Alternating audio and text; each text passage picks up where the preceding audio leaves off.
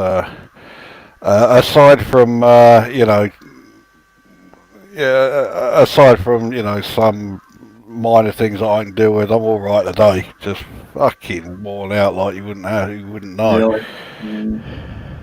Right, we're Pretty definitely good, live. mate. I've checked it. What's that? I said we're definitely live because I've just checked.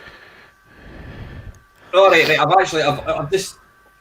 All right. Is it started and then it stopped again? All right, bollocks. Right, we need to just start then, eh? Right. It started. It says we're live. Yes, I can. Yeah, I can see in the corner here Oh, is live. it right? Good stuff. Anyway, we've got anyone watching? We have chat already. By the looks of it. Hey, at least we are live on the internet. Good evening, Aerodine Thorn. How do, fellas? Panther, how you doing, buddy? You all right? Yeah, I'm all right, mate. Same old, same old.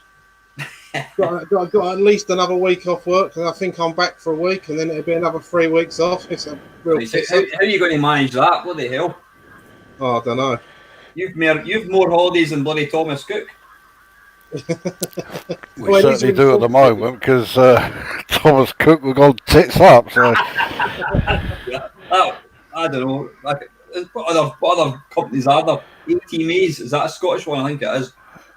I've never heard of it, so I'll assume they are. Maybe they went bankrupt as well. I don't know.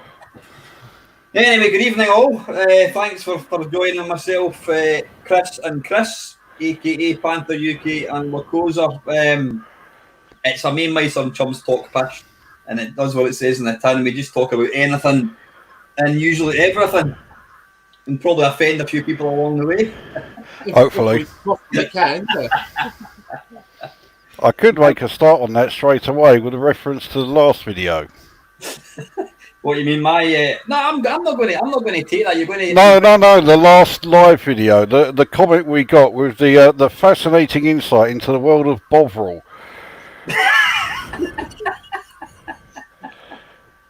Fuck yeah! I don't know about you. I never knew Bovril could be so interesting. But one thing I did actually do was I went downstairs and checked the label, and it turns out that I do get the beef one. So there you go. I can think of one very compelling reason why you should always get the beef one, because it will piss off vegans. What more of an incentive do you need?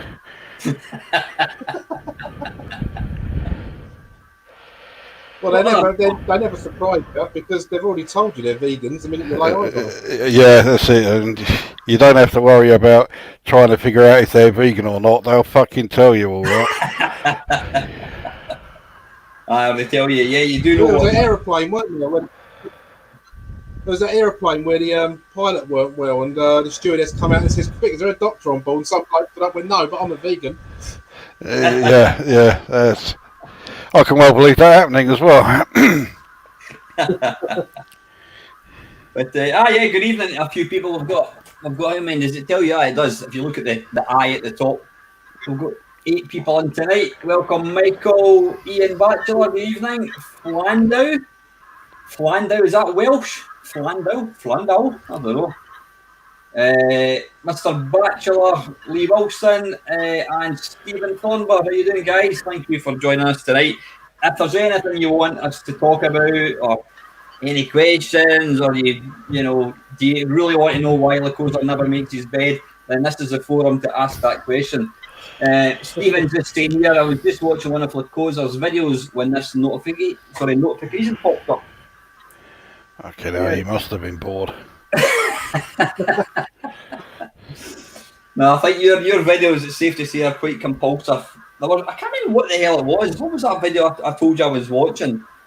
It was the Spy v Spy. You said something, and I almost spat my dinner out. I can't remember what the hell it was. I actually rewatched it, not in its entirety, to try and find out what bit it was, but I couldn't find it. I haven't got a clue what it is that you're talking about with that one, because, well, it must have been a good couple of years ago that I did it. I can't fucking remember anything I said in it.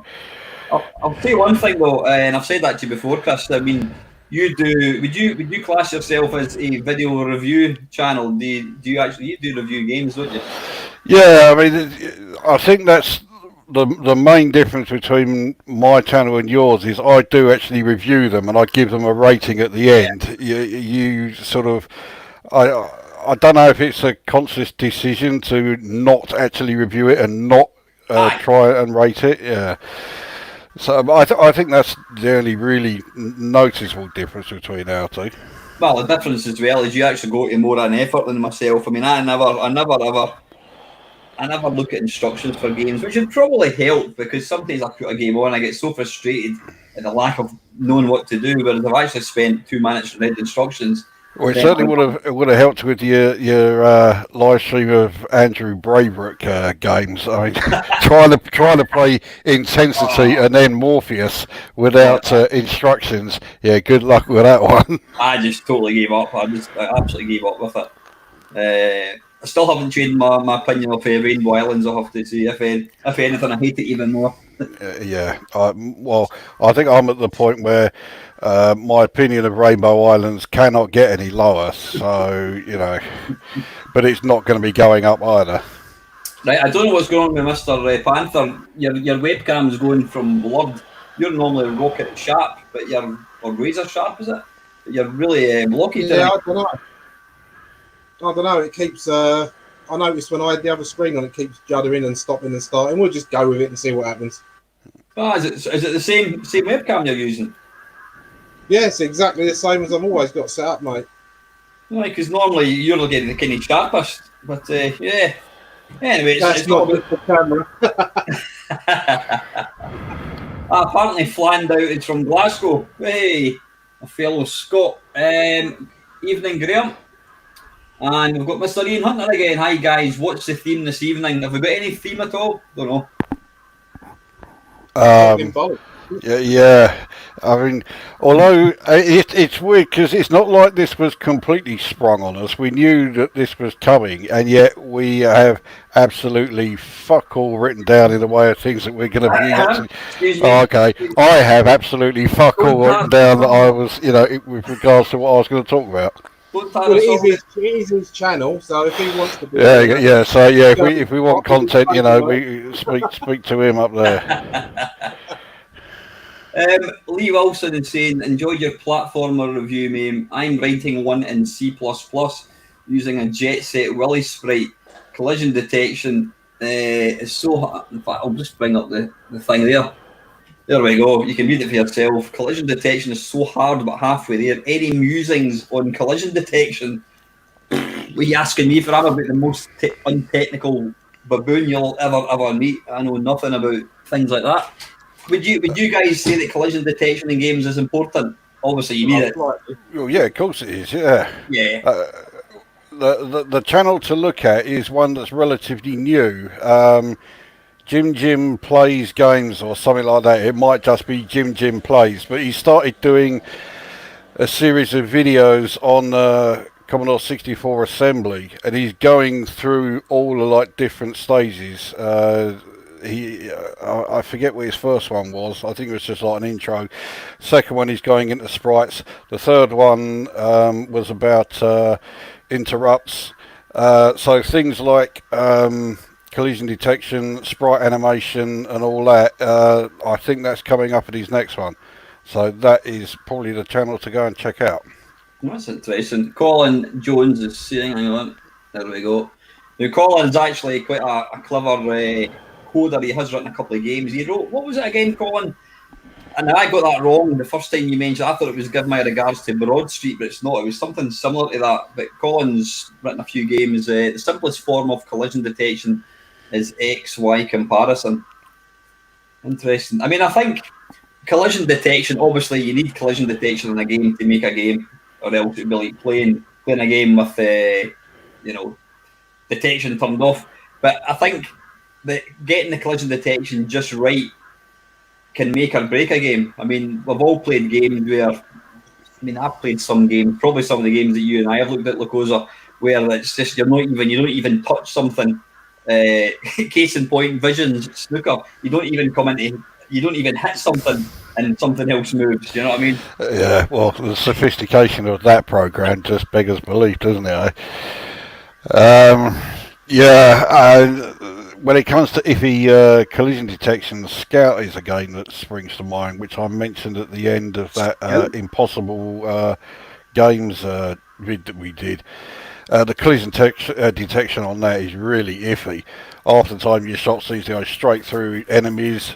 If you land on a platform, if you're not dead center on it, it counts as if you've missed it, and you explode. And unbelievably frustrating game, and stupidly fucking hard to top it.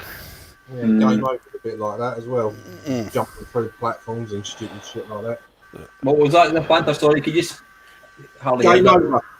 Game over. Oh, game over. Yeah. I think that was, in fact, probably all 10 of the games we did feature in that. Probably the sprite detection was probably, or collision detection was probably a major factor in why it was made it so difficult. I think.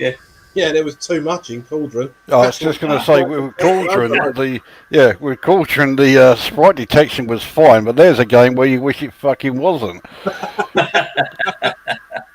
What was interesting, actually, I was doing a Google after we'd done that video, and there's so many. Is it the Lemon forum?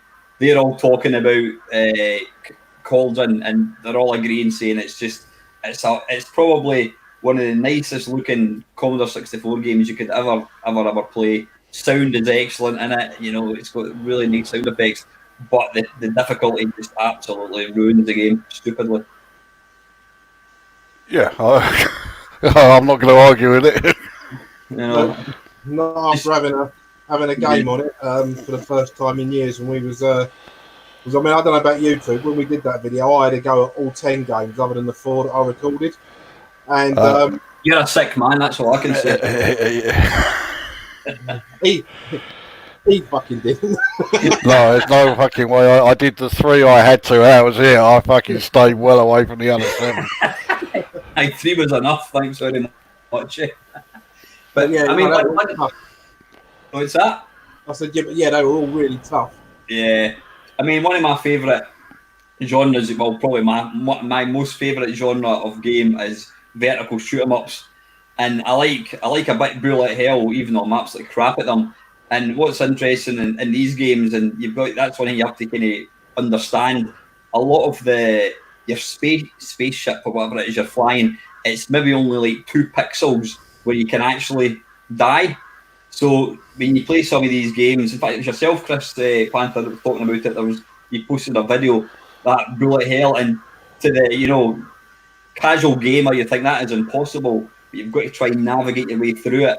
And if you can understand that it's only the first couple of pixels that you need to get through, then it does make it a wee bit easier. But so that's obviously that's kind of relaxing the sort of collision detection. But I think it's definitely it's getting it right is absolutely vital.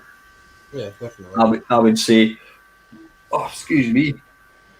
You'll need to let us know once you've got a kind of beta, and we can give it a shot. Lee, if that's okay. Let's have a wee look. There was an earlier question asking about David Whittaker. Oh yeah. Stephen Thornbar. Hang on, yeah, I'll just bring up Stephen just now. I'll let you read that one out, Chris. Oh, cheers. Why is David Whittaker so underrated when it comes to music? Seems like he's very much an afterthought for some.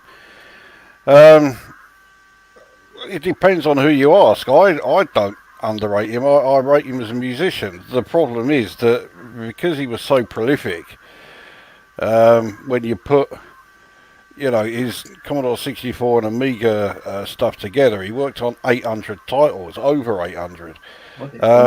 And when you're working on that many, it's very unlikely that you're going to be good all the way through. You're going to do some stuff that's a bit duff, and yeah, he did, and he'll be the first to admit it. One thing I like about him is he's very modest. He never sort of like talks up anything he's done. So yeah, I think the majority of stuff is great, but yeah, he has done a few duff things. So I don't underrate him at all. No, I don't underrate him either. I mean, I think there's one of his on at least one on nearly all the albums I've done, because he did such a wide range. Because apart from the first one, I tend to do genres. Obviously, he's not on the Ben Daglish one because he's not Ben Daglish, but I really like David Whittaker's music, and like Lukozer says, he has done so many bits. I mean, you are going to get the odd duff one, but I'd never class him as an afterthought because he was so prolific, and it weren't just the 64. I mean, he did a lot of stuff on the Specky and Amstrad and the 16 bits as well. Did he do a lot of ST stuff? I don't know about ST. He did a plethora of stuff on the Amiga, though. I mean, Yeah. the Amiga seemed to be where he really sort of came to life. He became an even bigger name on the Amiga than I think he was on the 64. And it's not like he was just a small time musician on the 64. What games did he do in the Amiga in Lukozer? Well, Shadow of the Beast straight away springs to Oh, did mind. he? Ah, right. Yeah. He also did. Was it Wrath of the Demon? And when I reviewed that, I think people thought I was joking, but he said so in an interview that he did. When he was asked by, I think it was ReadySoft, wasn't it, who did Wrath of the Demon? And when he was approached by them to do the music, they specifically asked him, they wanted it to sound as much like Shadow of the Beast as he could. So he basically just took exactly the same instruments and sample set that he used for that and just used it again in this thing. And it does sound ridiculously like it. And the game plays nigh on identically to it. I'll let you decide if that's a good thing or not. It just sounds shite Wrath of the Beast, doesn't it? You just know it's going to be crap. You're saying it's I think it's Wrath of the Demon, actually. Wrath of the Demon, sorry. I think maybe the Beast, well, that was that was the follow-up, possibly. Well, also, of course, he did Xenon 2, which is another one that he's well known for. I mean, okay, it's a cover of Bon the Bass track, but yeah. I think for me, I mean, Stephen's saying why is he underrated? He seems like an afterthought. I think we'd all agree. I think we've kind of discussed this at great length in our sort of Sid shows that all the sort of prolific musicians, they had their own sound, like any band or musician had, and he had very much his own sound. I'm not a big fan of a lot of his stuff. So I suppose it'd be a bit like saying, Jay-Z is absolute shit, which he probably is. Well, I would say that, yeah. I'm not a fan of rap music, but it doesn't mean that it's not popular. But we're in Britain, so it's Jay-Z. Man after my own heart. Yes. Next one here. Oops, I keep moving. Colin started talking in hieroglyphics. Mr. Cowie's saying here, I'm doing collision detection and super sprint on my Amiga port on my channel. Yeah, I had a quick look, Graham, and I've got to say I'm super excited to hopefully get a shot of that. I mean, I loved. The funny thing is, I mean, we've obviously got the arcade version of Super Sprint on MAME, but for me, the most playable one was Atari ST one. I bought that, and using keys. Again, I'm not a key person, but that game's got to be used with keys, or else it just goes completely uncontrollable. But loved that game. Yeah, that's about the only. Oh no, it's one of two games I can think of where the ST version was better than the Amiga. I don't think it was out in the Amiga, Chris, was it? Eh? I don't think the original Super Sprint came out in the Amiga. Oh, didn't it? That might explain why the ST version was better then. Yeah. But I played Super Sprint on the ST a fair bit, and yeah, I quite liked it. The audio was crap, but then it always is, So it was quite a good version. Have you played it yourself, Panther? You're a fan of it? Yeah, I had Super Sprint when I had my ST. I think it's fine playing it on the main cabinet. I think it works really well.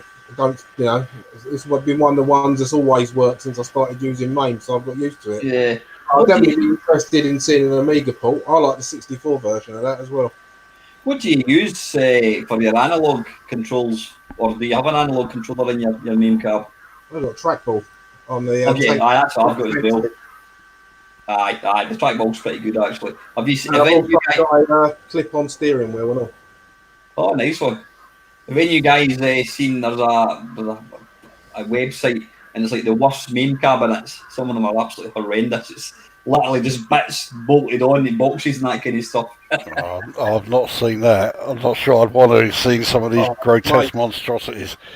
Some of them are hilarious. There's one, and the front of it is fucking huge, and it's like a hexagon tombola type thing, and one side's got joysticks, and it turns round one clip. I've seen that. It's got a spinner that you can put a steering wheel on, and you turn it round again. It's just buttons for things like track and field and asteroids. You turn it round again. There's a clip-on flight stick. It's absolutely fucking hideous, and it looks like it's made out of old MFI furniture that's been broken.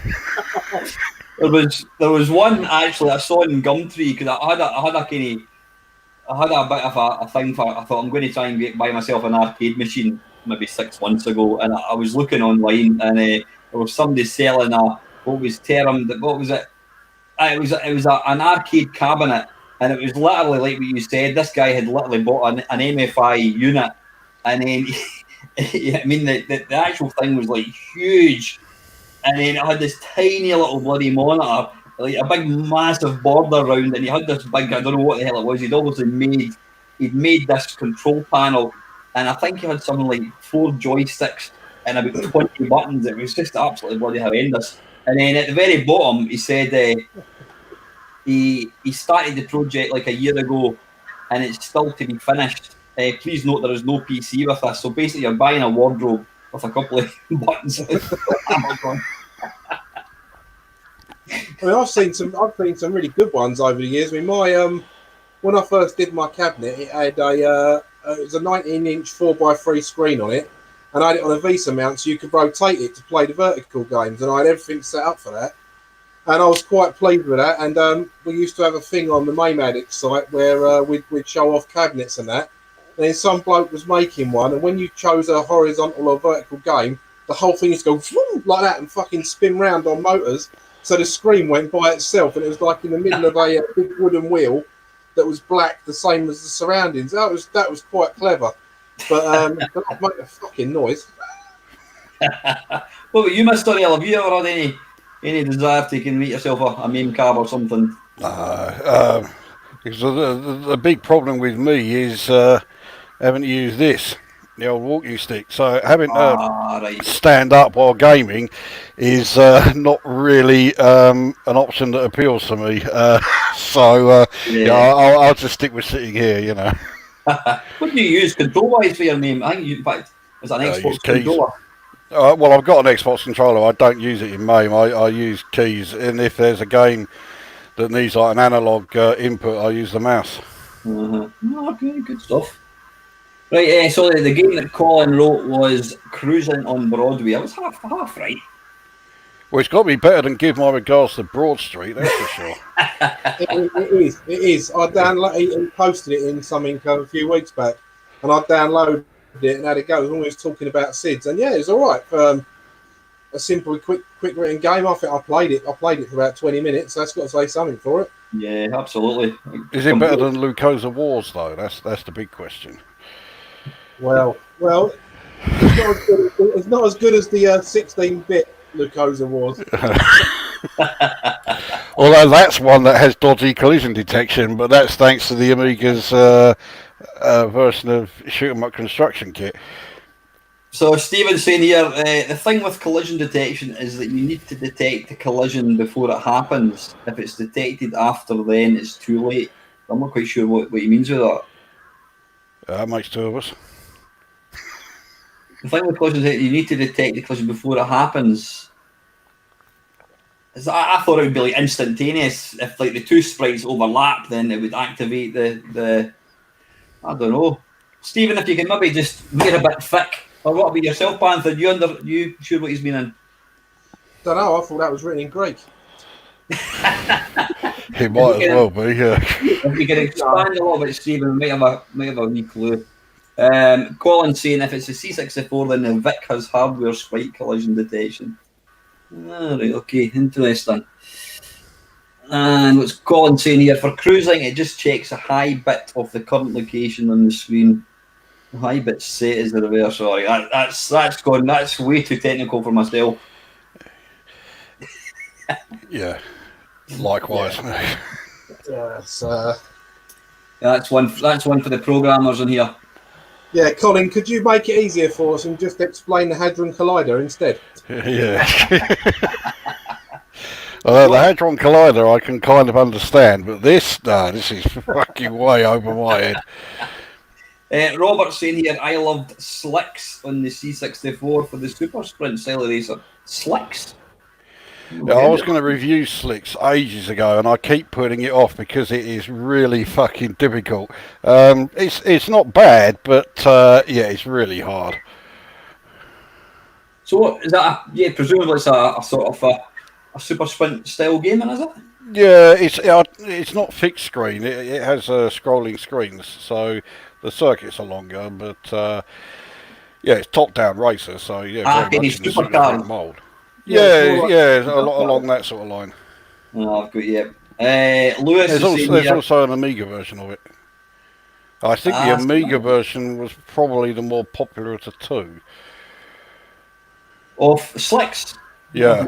I've never heard of it. When did it come out? Was it a late? 92, 93, I think, something like that. I was on my PC at that point. That's probably why I never heard of it. Lewis is saying here, Lukozer, you can get a bar top so you don't have to be standing. I could do, but it's an expense I don't need. Well, that's it. I know. Just before Charlie Fab has just jumped in, he's saying, hi all, flying visit, got a Zoom in 5 minutes. Now, I know... we're not worthy. We're not worthy. I don't know if you saw Panther's, Charlie's post, Lukozer, it's your favourite game. He completed... completed China Minor, wasn't it? Yeah. I've managed to resist watching the video so far. It's really, really interesting to watch. It really is. It makes it look so simple, just to see. I'd have to watch it with the mute on though. That music just. It's only half an hour. I'll tell you, I'll mute that and I'll start the Gordian Tomb scene in the background. There you go. That'll make it a lot better. I'll just see what Charlie's just written. Oh, Charlie's dedicated it to cheers. The honour is overwhelming. That means you've got to watch it with the sound on. Right, Stephen is going to try and explain to us what he was talking about. This is going to go well. Yeah, if your character is moving 4 pixels a frame and a wall is 2 pixels away, then on the next frame your character will be overlapping the wall by 2 pixels. So you check its position before they collide. Well, yeah. I don't know how I didn't think of that before. Right, I think you're being a bit too technical for us, Stephen. I'm little, and in my extent. In fact, did any of you guys do any programming on the C64 back in the day? Me? 10, print bollocks, 20, go to 10. Run like fuck. I did a little bit of basic programming. I do mean a little. I wrote a text adventure game, and to give you an idea of how badly written it was, all you had to do was to keep pressing return and you could complete it. So, yeah, it wasn't the greatest of adventure games ever written, that one. Wait a minute. I'm going to see if I can find something and paste it in the chat. Just carry on a second. Right. When you still get a program, you made me think of something. So how many rooms did it have then, Lukozer? It wasn't a huge number. I think it was about 30, something like that. That's all right. What was I going to say there? I can't remember what we were talking about. Yeah, programming. The extent of my programming was doing the think of a number. The computer thinks a number between 1 and 10, and you higher or lower. Oh yes, that was as far as I ever got. Yeah. But I don't know if you've ever looked at it or reviewed it, whatever. Gary Kitchen's Game Maker by Activision. No. I bought that in disc back in the day, and it was you used the joystick. I think kind of similar to Game Maker. I think it was a wee bit more complicated, but I dearly hope so. Yeah, I actually managed to. It wasn't a game as such, but I managed to do this demo, and I had I don't know why, but it was a guy getting his head chopped off, and I had a dog running about, and all manner of things. I was quite proud of it, and I had the scrolling text message along the bottom. Oh, stick Uh, that up. oh, right, okay, oh, it's right. I'll Right. set it up just now. Hang on. That, if you was going to do that on a PC, you would type format A colon. That is it. That is out of format in BASIC on a Commodore 64. That's as close as I got to programming, I think, was using the BASIC like that. Why not use format? What's all this open bollocks? Yeah. So that was to format a disc. That's the format on a 15 foot. Well, just the format of disc, yeah. So you're opening track 1 on device 8, and the print bit is disc ID. Yeah, that's the format of disc on a Commodore 64. I only found that out a few weeks ago when I was refurbing one, and it weren't loading my discs. And my mate said to me, he goes, format a disc. If format's all right and verifies, then there's nothing wrong with the drive. And I was like, okay. How the fuck do you format a disc on a Commodore 64? And he text messaged me that, and I was like, fuck's sakes. It wasn't the most kind of user friendly, I don't think. Yeah, it's like Colin says, it was a computer on its own. It had its own processor in it and all sorts. Yeah. Flandau saying he hated text adventure games. Yeah, I wouldn't say hate. I just any adventure game. Nah. Ken Tiller was all right, but that weren't for the game, really. For the music. I don't think there was the only text adventure I liked was Castle of Terror, which apparently you couldn't actually complete. Was it? Who was it? You told me that. We say all this. Weren't we having a conversation, or at least me and Lukozer having a conversation not so long ago about text adventures, and I was saying I weren't a fan of them. Then I remembered when I had Specky, I used to spend a lot of time playing adventure games with my mum, like when I was off school and stuff like that. So she'd sit, because she was a typist, and she can, really type fast. She used to sit there and do all the text adventures. I used to draw the maps up when I was a kid. So saying I don't like it is a bit of a lie. I think we had Hampstead on the Commodore 64. I think there was one called Terra Molinas on the Spectrum. That was Melbourne House, yeah. The one I did kind of like, it was only because of the graphics.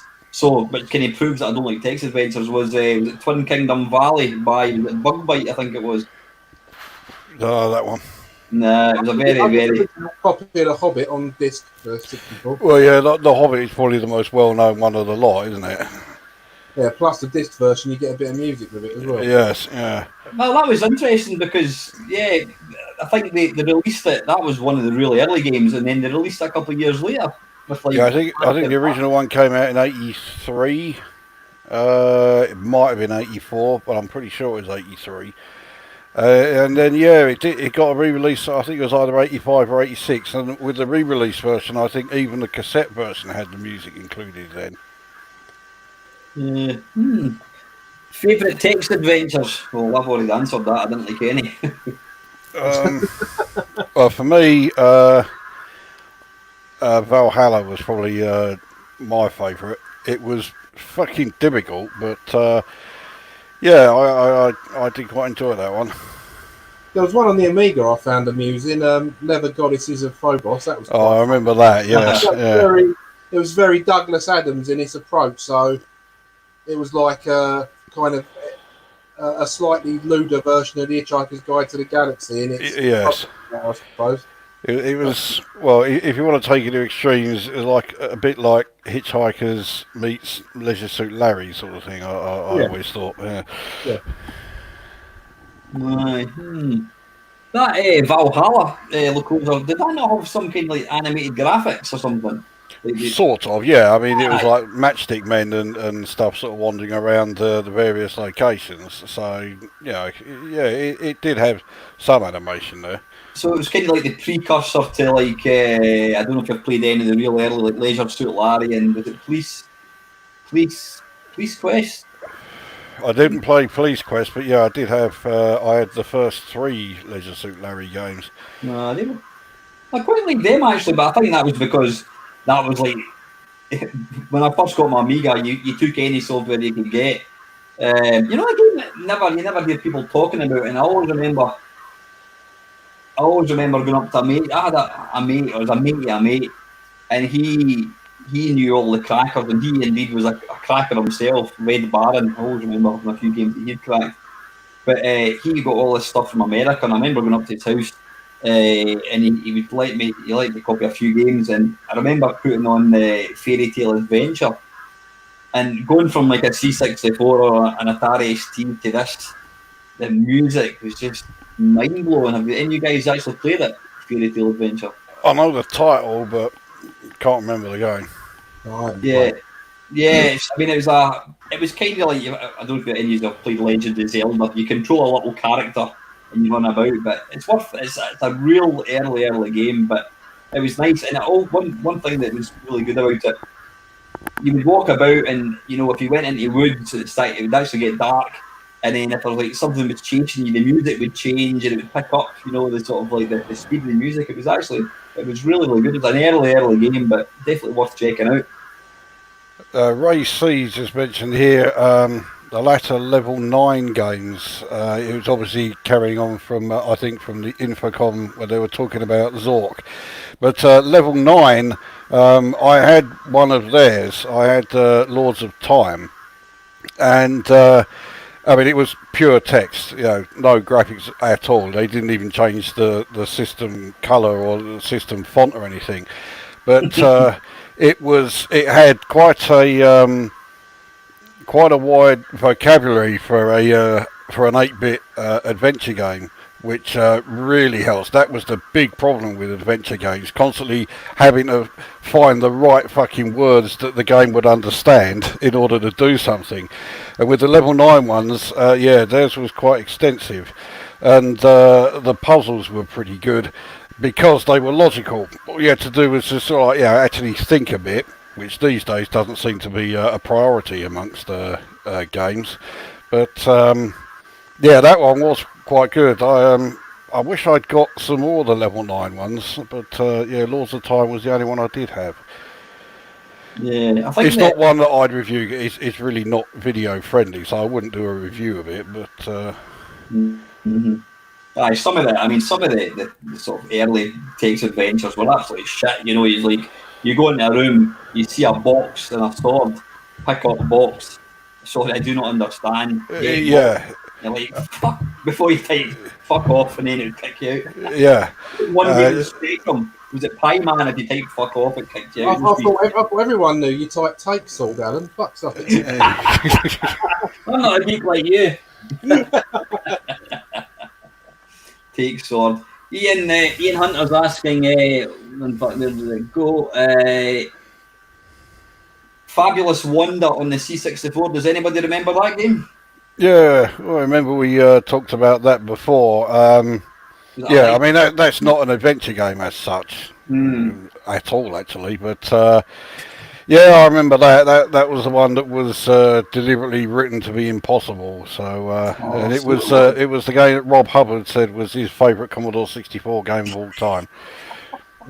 I played it for quite a long time as well. I mean, it was basically just, I can't remember anything other than high or low. It was a gambling game, and that was about it. Well, initially, you arrive at the starport, and you have to play the video game in order to get your first, I think it's 1,000 klebs. And then you go to like the main street, and that's where you get the high or low card game, and you constantly try to amass a ridiculous amount of klebs, and then you meet up with Wanda, you try and buy her a drink, and the code has it so it's always the amount of klebs you've got plus X percentage, so you can never actually get enough. Well, just quickly want to say hello to my mate Jason. All right, Argie, how you doing, fella? I was just going to say, I love that. Argie's Retro Arse. Fantastic name. You've got friends, Panther. Don't kill anyone. That reminds me, you've not paid us to be in this video yet. That's 2 weeks you're due us, I think. Is that right, Lukozer? How do I spell fuck off again? Ah, dear, yeah. does anybody remember walking down your local video shop and buying a £1.99 game? I don't, because it was John Menzies and that was it, really. Yeah, I remember there were plenty of video shops and news agents that would sell games for like £2. I never really bothered with them much. I always bought mine from, well, we had plenty of computer shops in Southend, so you were spoilt for choice, and they always had the old bargain bin with stuff from 50p to £2. So yeah, I never actually got any from any of the video shops or anything like that. I think I bought my original copy of Eyeball from Boots the chemist.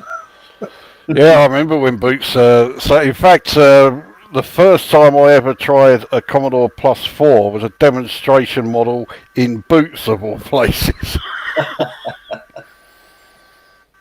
Did any of you guys? I mean, obviously, after the kind of computers got more popular, your big kind of chain stores started to stock games. But as I've mentioned a thousand times, my kind of very first experience of like computers where you could go was a guy, he's an Italian guy, and he imported Atari, and it was wonderful. The shop that he had was no bigger than probably the bedroom I'm in just now, and it was. I mean, I'm talking probably like the late '70s. I mean, it was years before I got a C64, but there was something wonderful about going into this shop. It was always filled with like geeks, and it was like there was a real strong, like smelly smoke. It was like pure. It was just a guy's place they went to. We used to go there on a Saturday and just look at the games and look at the computers, and it had a real ambience to it. Whereas when you went into like John Menzies or Boots, it was just on shelves. So did either of you guys have like any real kind of like geeky computer shops? Yeah, I did. Yeah, we had one open up. There was a couple of branches where I used to live in North London. It was called Logic Computers, and there was one in Southgate and one in Cheshunt, which were, I don't know, fairly equidistant from where I used to live. And that was the same sort of thing. You could go in there, buy games, buy the computers. My Atari ST 520 STFM came from Logic's in Southgate, and we used to go up there and buy games. And then when they opened one up in Cheshunt, it started off as sort of like this big walking thing with everything on a big table in the middle. You used to have to walk around, and then they moved to a proper shop. And they was, I think they're shut now, but they were still going up until at least 2012, 2013. It's got to be. And you could go in there and you could buy motherboards for PCs, memory, hard drives. So I used to still go in there and buy hard drives rather than going and throwing money at PC World, who you get someone. I'm going to digress a bit here. Right, talking about shops. My mum and dad wanted to buy a new PC. Must have been about 15, 16 years ago when DVDs were first coming in the front of PCs. And we went into this shop, and this bloke, this PC World, this bloke was trying to sell my mum this computer, and she took me with her, and I said, right, so what's it got on it? Give me the rundown. And it had a CD player and not a DVD player, and there was one next to it that was exactly the same thing, but had a DVD player, but it was 10 or more. And he said, well, he goes, I was trying to save your mum £10. And I went, but she wants a DVD drive. They're about 80 quid at the moment. I said, you're just pulling a fast one, ain't you? And he got really upset and uptight about it. And that's why I don't like shops like PC World. I bought a PC from PC World in, it must have been 99, 2000. It was my second PC. And they'd set it up wrong, so it was all running flat out. So the processor, I'm going to try and make this simple for you, Alan, right? The processor was running, set on the board at 4 times 100, because it was a 400 megahertz processor. But that was running flat out, so everything used to fucking crash all the time. And I phoned up and complained. They said, well, you've used it now, so we can't take it back. We're not in the habit of this, that, and the other. And I ended up looking into it, and I managed to change it to 80 by 5, so it still gave me 400, but it weren't running flat out. And that was the last time I ever bought a PC from PC World. I either build them myself now from small retailers. The only thing I'll buy in PC World is stuff like monitors and that, because they're the same all over. Mm-hmm, mm-hmm. Yeah, I think. I mean, there's been a few times that I was in computer shops or PC World, whatever, and you would hear you would hear the assistant trying to explain. Somebody would say, "Oh, I'm looking for a PC," and "Oh, what's the best one?" And half the time they were just talking absolute bollocks. And I was like kind of tempted to jump in, you know what I mean? But as you say, just looking for a sale basically. Do we actually have any shops that sell computer games now? Is there any dedicated computer shops? There's two in this little town I live in. There's one that I won't go in because I'm not going to drop any names, so don't worry. There's one I won't go in because I wanted to buy some printer flush when one of my printer heads was blocked up, and he said, "No, we don't sell that. You have to buy a new printer. We do these." I was like, "Yeah, fucking do one." And there's another one in town that does. He actually carries bits for gaming computers like faster memory and motherboards and processors and that. I've not had to buy anything from in there yet, but when I went in there with my boy when he was looking for a power supply when his one fucked up, that shop seemed quite knowledgeable, so I'd be quite happy to go in there. And their prices were very similar to sort of like Amazon, eBay type prices, so they weren't really inflated for a shop. The only kind of dedicated computer shops you see now in Scotland and Glasgow or Edinburgh, it's like PC repair, but they'll also replace like repair tablets or they'll reset your phone and that kind of stuff. They're not really dedicated. Oh, all those things, yeah. You can't move in Southend High Street for all those shops. They're one of those, they appear overnight and about 3 weeks later they've gone sort of thing. RJ RetroArts is saying, "I'm a fan of Right Said Fred." I'm hoping that's not referring to a previous comment insinuating that a couple of guys in this stream resemble these guys. Well, I kept forgetting to do it actually, but it was in one of the Sid videos. And I should have written it down somewhere, and I was going to say something like, "Oh yeah, I'm back here with Right Said Fred again," you know. So yes, I'd noticed it as well.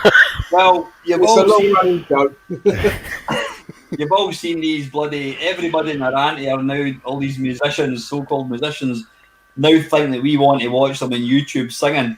So, but technically, we could call us a collaboration. Right Said Fred with Lemmy, God rest his soul. I'll take that. Yeah. If I get a comparison with Lemmy, yeah. Who said it was you? Okay, so which of you two is it then? And which member of Right Said Fred do I resemble? You look like Right Said Fred's roadie. I can't get the rest of it. Well, I'll take that. It's better than the bloody eunuch out of Game of Thrones. But anyway, cross me hat between The him and Right Mark Said Fred thing is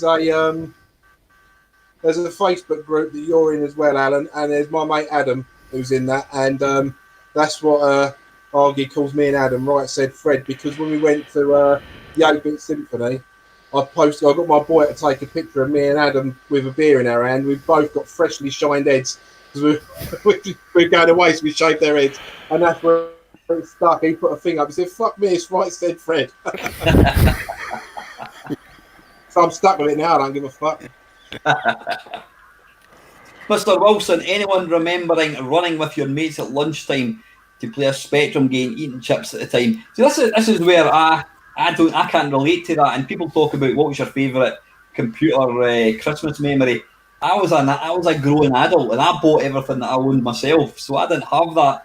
I wasn't at school when I had a computer. Well, I was technically. I think I had a year to go. But did you guys sort of play a computer at lunchtime? Oh yeah, I did well. I didn't because when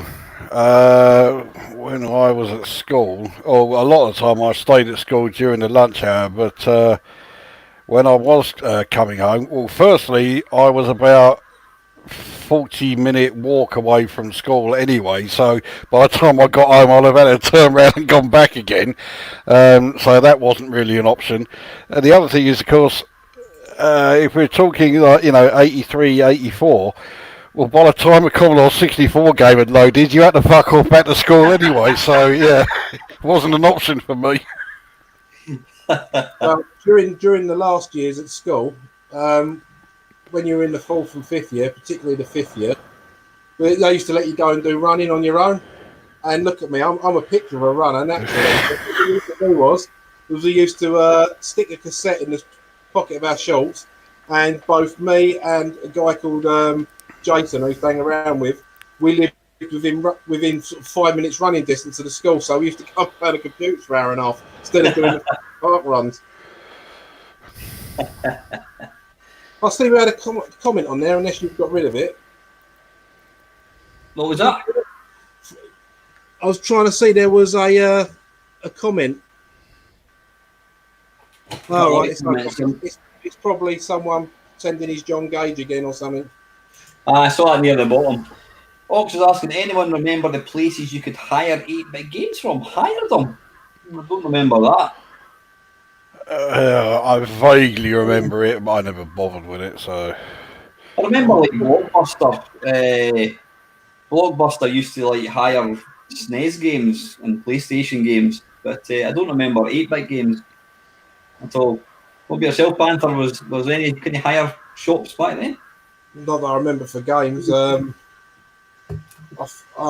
first time I remember someone renting games out, other than like going to Blockbusters or Rick's Video or whatever, was there used to be a guy that used to drive around and rent out PlayStation 1 games, sort of like a week for $5 or something.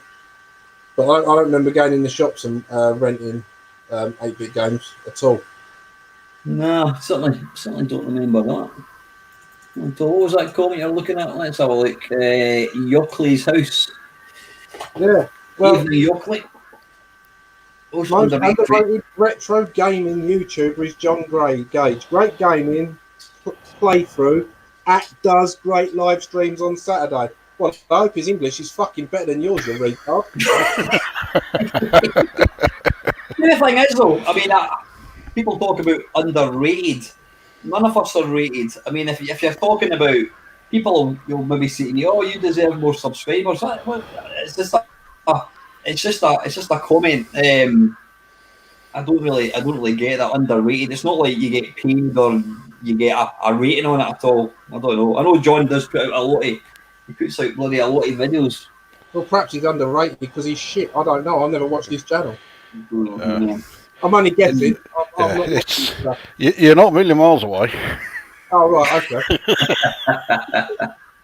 I was being diplomatic. Yeah, that was diplomacy, in its purest form there. I remember you could rent a C64 game from the local video store. No, I don't remember that. I do remember. We had a.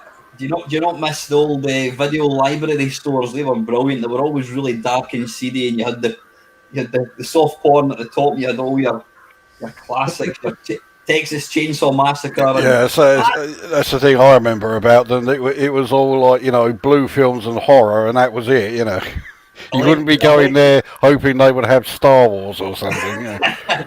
Back then, they only had one copy of every film. And I can always remember, this is before obviously, you could buy tapes. I always remember you could hire a film for whatever it was, £2, and then at the top you could buy it, like you could buy Quadrophenia for like £79. Oh mate, I remember going to HMV in Oxford Street. Not long after me and my missus were first going out, so we're talking sort of like 94-ish, 95 when we first moved in together.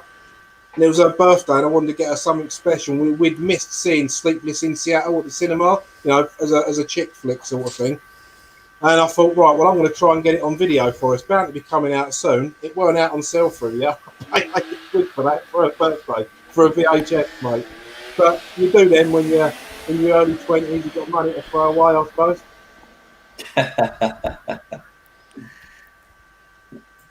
And what's Mr. No, hang on a second, I'm just no, stop, there we go. If it wasn't for piracy, I would not have any games. I mean, I bought a lot of games because, like I said, I was an adult when I got my C64, so I could afford to buy games, but I still pirated plenty. Did you guys pirate a lot of games? Did you buy? What was your kind of like ratio from pirated games to bought games? I had a fucking boat and a parrot, mate. Well, on the 64, believe it or not, I didn't pirate any. But on the Amiga, I think for every game I bought, I must have had about at least 5 that I pirated. But I did genuinely, I know people will often say this, but yeah, I did genuinely. If I pirated a game and I really liked it, I would then go out and buy it. So that was my way of justifying it. Yeah. I think this is a thing though. I mean, pirating. I didn't pirate. I mean, I got a disc drive early doors.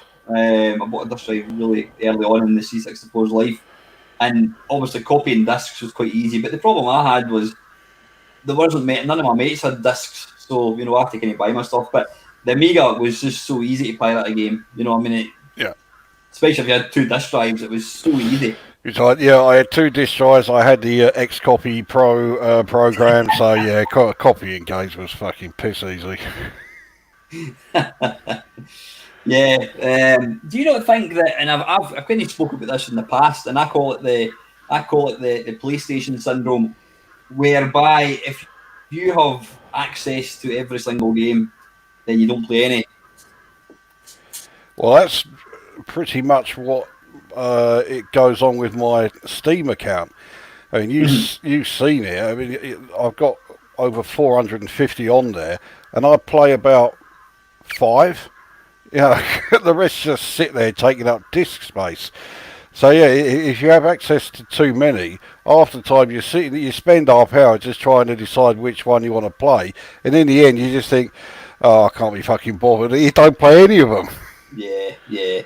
I mean, even in the with Amiga, you would sit, you had your disc boxes, and you'd sit and go, no.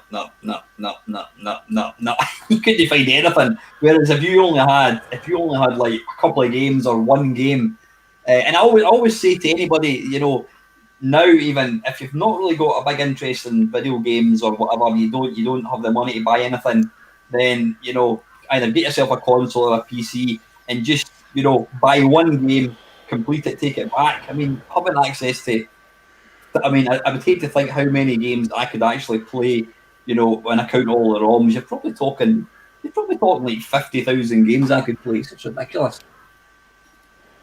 Yeah, I see a question from my old mate Argy up there a bit about a Commodore 64 game. Where is he about? Up the page a bit. It scrolled off a bit. I noticed it, and then we started talking.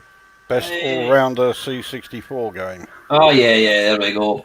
See, now there is a question. Also, he's got a channel, so anyone on your channel is interested in learning about electronics and that, because Argy fixes stuff. If you've got a broken telly, he's your man.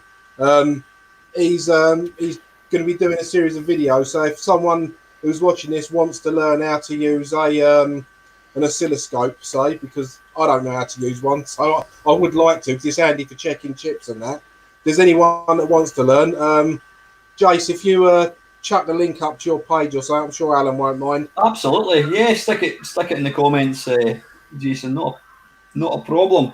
And by the way, do you fix CD32s? Because mine doesn't work. Doesn't need discs anymore. I'll tell you what, if there's someone that can fix a CD32, it's Jason. So possibly. Yeah, good stuff. Magic. Right, Yockley's house. Race. R.I.P. to the legend of the UK gaming retro scene. Right, whatever. Anyway. Yeah, well, best all-rounder C64 game. Oh, sorry, yeah, we've even discussed that, yeah. For me, that's an easy one. Impossible Mission. So what was the reaction? Game? Hey? Yep. Favourite Yep. 64 game. In fact, that's not just my favourite 64 game. That's I still consider to be the greatest game of all time. My top 3 all games of all systems: Impossible Mission for 64 at number 1, Yar's Revenge for the Atari 2600 at number 2, and Berserk for the coin-op version at number 3. Can't argue with the last two. Yar's Revenge is nice, yeah. Panther, favourite Commodore 64 game? Well, I don't know. I wasn't going to go for favourite, but as a best all-rounder, I don't know. Sound, graphics, music, and gameplay. Whizball's quite up there, isn't it? I was going to say Whizball's fantastic, but if I was forced to play one game non-stop, it would have to be Super Pipeline 2.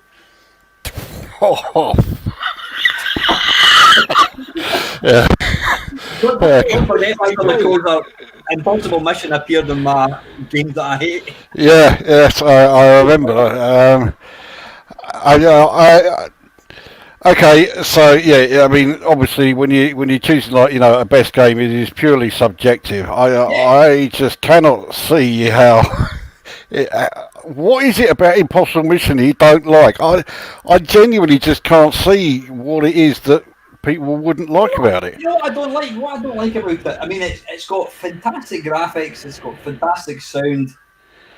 The actual, I mean, it's all you've got is a screen, and you've got these little platformers, and you're just jumping about from platform to platform. The game's pretty basic, but it's got these amazing graphics. But it's just quite a simple game. I don't know. I used to load it up just to listen to the sound, but no. Are you a fan of Panther?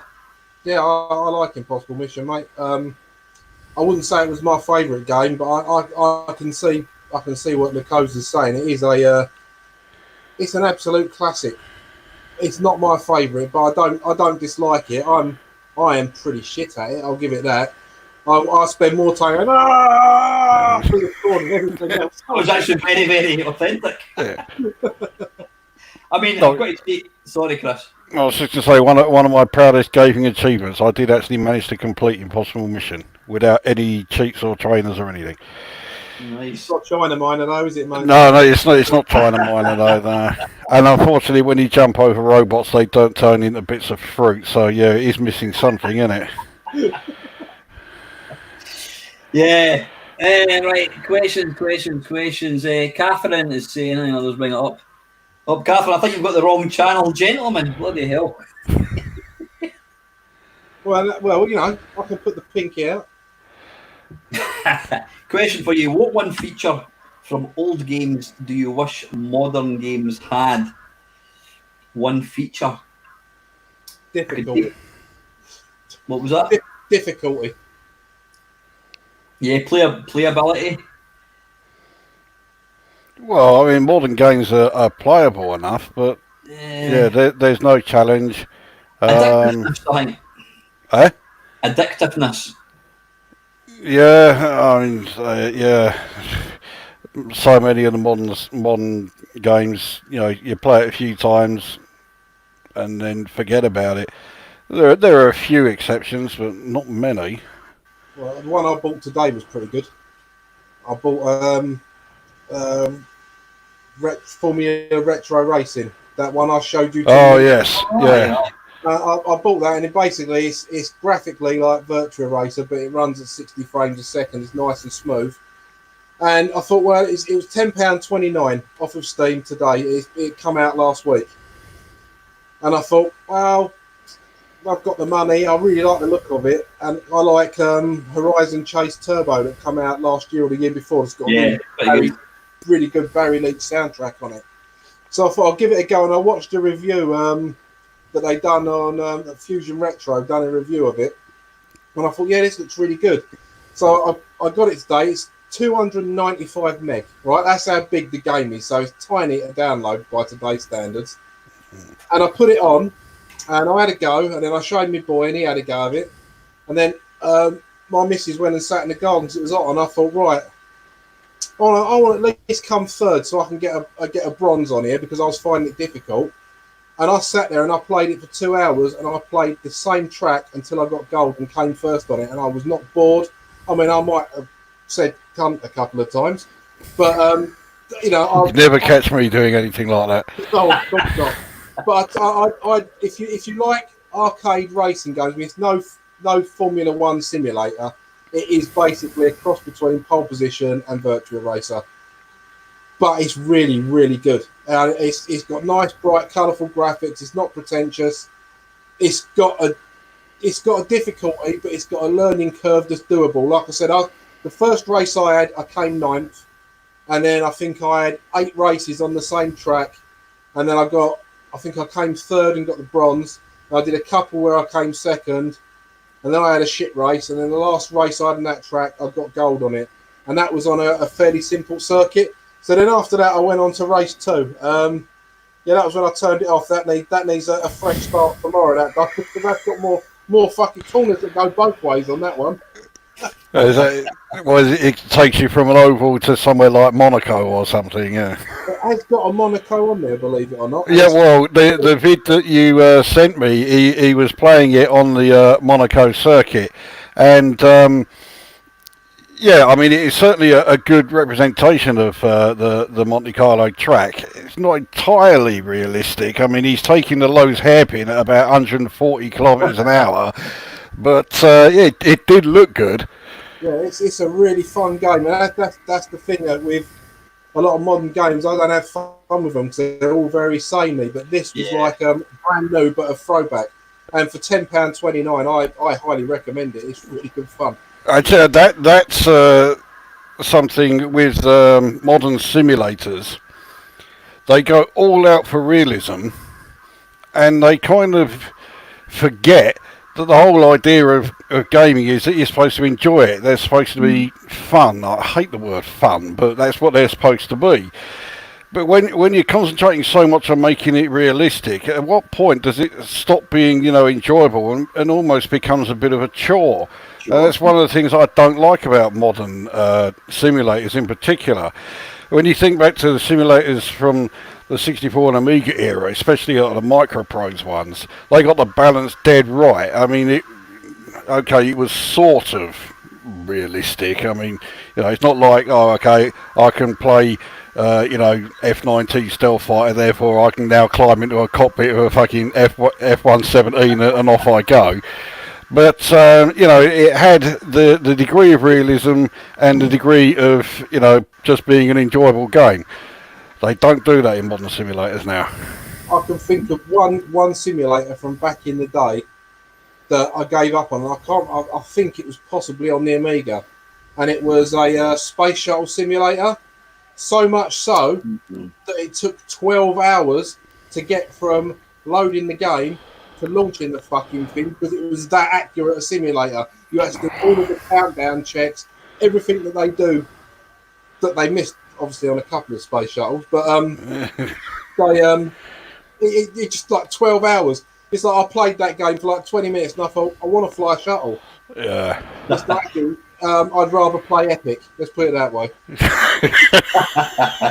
What a shit pile that was! I could not believe that. Your Commodore, you see your Amiga vid from the other day when they had their review of Epic. 92% for that fucking. What game did they review? Because it sure as fuck wasn't Epic. That's for sure. Well, look nice. Just mate, you're talking about early simulators. There's a game that just came to my mind, and I've not thought about this for bloody 30 years. It was called Interdictor Pilot. Have either of you heard of it? No, don't Interdictor Pilot is a very, very early game, and what set it apart was I remember the box was like, it was kind of like a DVD, not a DVD, a VHS tape box. But this game, and I'll need to kind of check. It was something like 30 quid, and it was a pure flight simulator, and it was like 30 quid. And this, I'm talking 1983, 84, when games are like not even a tenner. This was like 30 quid, whatever it was. It was ridiculously expensive. I remember getting a copy of it, and I couldn't for the life of me actually figure it out. One flight simulator that I did quite enjoy, and it's probably about what you're saying, Chris. It was kind of half simulation, half sort of arcade. Was Super Huey was it Axe? Yeah, I remember the game. Cosme, yeah. I can't remember who it was by. It was actually Paul Norman that programmed it, Super Huey. All right. And you flew a helicopter. It was actually quite good. Gunship was one I used to like. 64. It was a bit slow because of obviously not everyone knew how to do wireframe vectors on the 64, but it was all right. But it started off with like the helicopter coming up, and you had Wagner's Ride of the Valkyries playing, and that was a fairly playable. You could get a good few hours gaming out of that, and it was like a simulator. Like you had to take off, you had to do all your payloads and work out your weights and stuff like that. But once you were in the air and you started playing and you was taking out ground targets, then it was like it was more arcade shooting, so that was quite a good best of both. That was a Microprose game, I think. Yeah, a Microprose really did get the balance right. I had Project Stealth Fighter on the 64. I think I had F-15 Striker. I know I certainly had F-15 2 on the Amiga, but I had a few Microprose ones on the Amiga. But yeah, I really liked theirs. They got the balance of simulator and actually enjoyable gameplay, like, you know, bang on. Mm-hmm. Stephen Thornburg was asking about manuals, and I always remember, although I wasn't a fan of flight simulators, like Microprose really went to town with their manuals. Yeah, you really got a decent amount of stuff there. It really covered the game thoroughly, and the absolutely essential cardboard overlay you'd place over your keyboard, so you actually knew what everything, what keys did what. That was vital. I wish they still did that today. Yeah, they were good. Yeah, now you buy a Switch game and you get an HD card in it with nothing else. Yeah. My boy was showing me today. I was talking to him about that Formula One game. And my youngest boy is 20, and he was doing his college work today. And while he was having a break, I was talking to him up in his room, and he was looking at getting Streets of Rage 4 on physical. And I think it's called Retro Collections or something. It's in America. It's fucking ridiculously expensive. But he showed me, he got this, it's a Japanese type fighting game, sort of like a belt fighter, like what we call a scrolling beat 'em up, called River City Girls or something. It's fairly new. And he's got it on the Switch. And it was a digital download only. But this company done it. I think it cost him, with postage, about 80 quid or something. But he's got the little cartridge, little cart that goes into the Switch. It's got a manual with it. It's got some other paraphernalia on the inside. It's in a proper Switch box with a reversible label, so you can choose 2 labels as well. So there's people doing it, and he was looking at Streets of Rage, but because that's just come out, he's missed the pre-order for it. But they look the nuts. If I was a collector of and I wanted sort of like physical stuff, I would definitely use that if I had the money to burn, because it was better than an original from Nintendo. You know what I mean? Yeah, some of the homebrew. I mean, I'm just going to go and grab a game off my shelf here. Let me see it. Some of the homebrew guys really go to town. Now, I've got a few of these. This is Vector Pilot. I have showed that before for the Vectrex. A nice big, again, it's like a big DVD thingy case. See you later, Jason. What's that? Augie, Jason said he's going to watch properly next video, so I was saying, ta-da. Cheers, buddy. Yeah, you also got a nice kind of colour manual thing. Just nice presentation. You know what I mean? Compared to, it was I'm sure somebody told me that there was actually, you could. I think it was it Milface Swinbuckle, I think it was, or Batman, said that you could actually buy a game from Asda, say like Call of Duty. You bought it, and when you opened it up, there was a download code in it. Yes, and that's all there is. Yeah, there's a few like that now. What is that all about? Bloody hell. Does anybody, before we start that, does anybody remember Solo Flight on the C64? That was nice. I know the title again, but can't remember the actual game. It was an early Commodore 64 game. And had actually quite good. It was quite easy to play. You just can use the joystick. It was quite easy. Anyway, Mr. Cowie, here's a question for you lads. What one game would you take to Desert Island, and on which platform? No arcade would it be? Super Pipeline too? No, okay, we'll need to change it then. So I can't choose Impossible Mission for the 64 again. Well, in that case, it would have to be something that would, last. So I'd probably go for something like Dungeon Master on the Amiga. Can you compare that? Blimey. So over the XP version of Dungeon Master? Well, I mean, the two were fucking identical, weren't they? I think. For me, sorry, Panther, you go. No, I was just saying that's a good question. You carry on. More thinking. For longevity, I think I would probably go for World of Sensible Soccer. I think on the Amiga. I think because it's not a terrible game and it's hard, so it's got quite a learning curve, and the game lasts half hour, I would probably take Gordian Tomb on the Commodore 64. So at least that way, I've got nearly 33 minutes worth of music to listen to as well. That's true. I wouldn't have a single second of music with with Dungeon Master.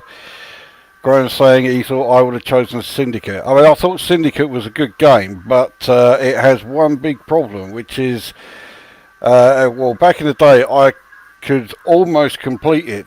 There was just one level I couldn't do, and if you know the game Syndicate, you know what level that is. The Atlantic Accelerator. That level was just a fucking bastard. Yeah, I ended up getting so frustrated with the fucking thing that I never went near it again. Oxford saying, does anyone yet have any games they bought for PC which are now unusable due to needing an internet connection to a server which no longer exists? No, not me. I suspect I do, but I don't know which ones. I've probably got some on Steam that are like that. We just check. I'm fairly certain all mine still work. I mean, I've got a. I wanted Outrun 2, the Coast to Coast one. I bought it on the PlayStation 3, and my PlayStation 3 needs taking apart and having all the heat sinks redone on it. I haven't got round to it yet. So I thought, I'll just get it PC. It's bound to be cheap, but you can't buy it on Steam or anywhere because Sega no longer have the Ferrari license. So the only way to get it is to buy it on eBay. And I saw a couple that were stupidly expensive, and in the end, I found a site that let you download it, and they also had a hack on there, so you could run it in HD on Windows 10, which you couldn't do with the original one. So it's in its own collapsible folder now, completely modular. And I'd do that, but that's that.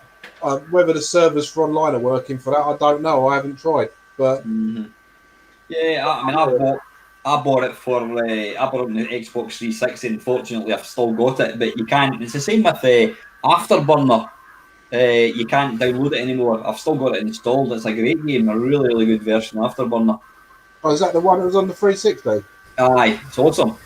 Yeah, I've got it on the PS3. That one, that is a really good version of Afterburner. But again, you can't download that. You can't download that. I think good version of Afterburner is a very relative term. Aye, it's like it's all graphics, but I would probably say it's pretty much arcade perfect. It's fun, Chris. Put your fluffy ears on for a minute and have fun. Yeah, I've always said I hate fun, so yeah. Remember, the man downstairs likes V. What does he know about playability and fun? I completely forgot all about V, actually. That would be one that I would consider, because it is extremely challenging. It is fucking difficult. And also, there is another V fan. Gan's Teeth did a review of it fairly recently, and initially he was not a fan of it either, but he was playing it a bit before doing his review vid, and yeah, I mean, he gave it 7 out of 10, not bad. Yeah. 7 more than you'd give it. Yeah, we'll move on swiftly. But no, I'd put it in the 6 to 7 bracket as well. I've got nothing against the game. It was for someone who just got into the 64 around about the time that come out. Graphically, it's impressive. The sounds of the spaceships are, the background hum's impressive. And once you work out how to get through them key things, I mean, I'd have to have a good practice and remember or read a manual on how to do it again. But once you've learned how to get them 7 digits the same, yeah, then it completely opens up. It's a completely different game now. Once you've learned that little bit, yeah, it becomes a pretty good run and gun shoot 'em up, really, when you're shooting little droids and that are running about. Yeah, but I think it's that initial bit. If you can't get out the hangar bay, yes, the game's fucking shit. Yeah.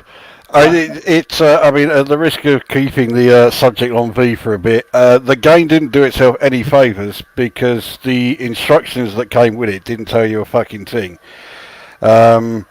So, it didn't tell you how to get out of that hangar. It didn't tell you. Well, actually, it says that the main mission is to plant the bombs.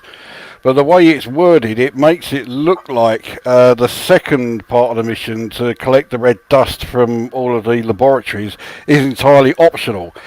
But it isn't. You have to do that. And I didn't know that back in the day, so I thought I was quite close to completing it at some point. No, I was nowhere fucking near. Was a lot of game, was it Civilization, I think it was, that it needed an internet connection? No, there's plenty of them nowadays that need internet connections. Yeah, I just about every sort of like AAA title needs one. I mean, that is just absolutely shit. I mean, my daughter, she's right in there into the Switch, and she'll save up money for a game, and she'll say to me, "Right, Dad, I'm going to buy." Well, of course, it's my account, so she'll give me the money back, but I've got to pay for it. And what was it, Persona 5 or something she bought the other day there.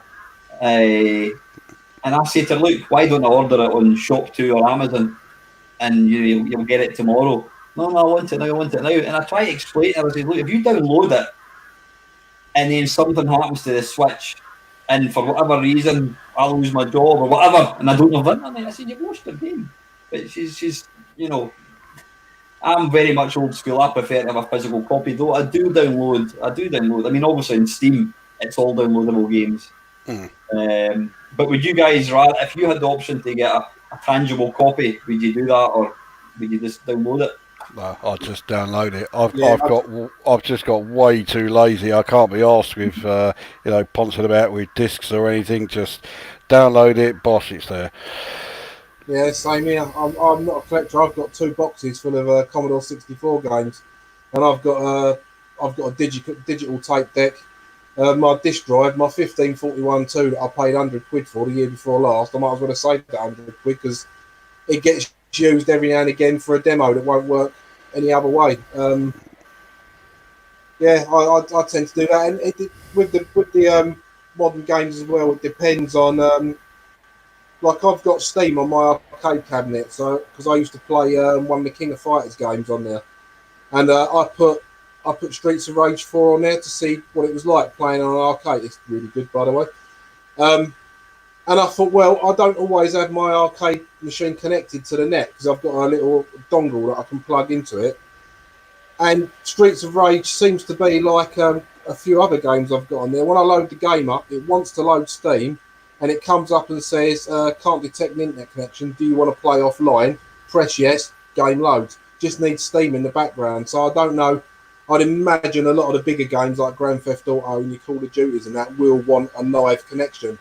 But that's a brand new game and it runs without one as long as you've got Steam running.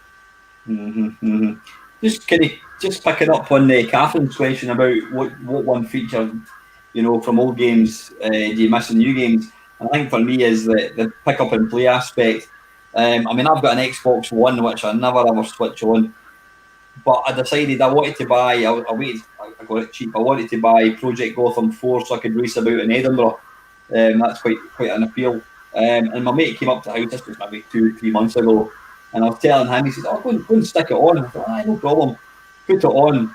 Like it was a 3.6 gig download, and it wouldn't let me play the game. I'm like, right, we'll put so hang. We watched the Mandalorian or something. Watched that. Right, it'll downloaded. When you go, we'll go online. System update is another like 4 gig or something. And it's like we end up not playing it just because of that. You know what I mean? It's absolute bullshit.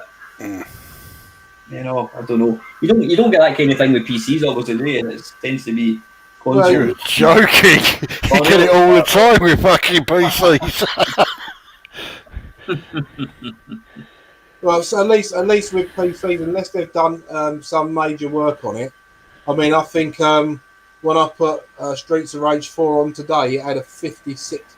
No, it was a 9 meg update or something. Now, 9 meg on today's internet is nothing. It's a click of the fingers. But yeah. Oh, can you imagine these updates 20 years ago? We were all on dial-up. Oh, fucking hell! I remember when I first got my internet, back in 1997, you know, I just discovered I just picked my jaw off the floor when I first loaded up Galaxian, you know, and I was running Arcade Galaxian on my PC, and over the next like the coming months, more and more games were getting supported, and then this thing called the Neo Geo, and I'm like, bloody hell! And this the I mean the ROMs for like Yeah Kung Fu were maybe like 500k.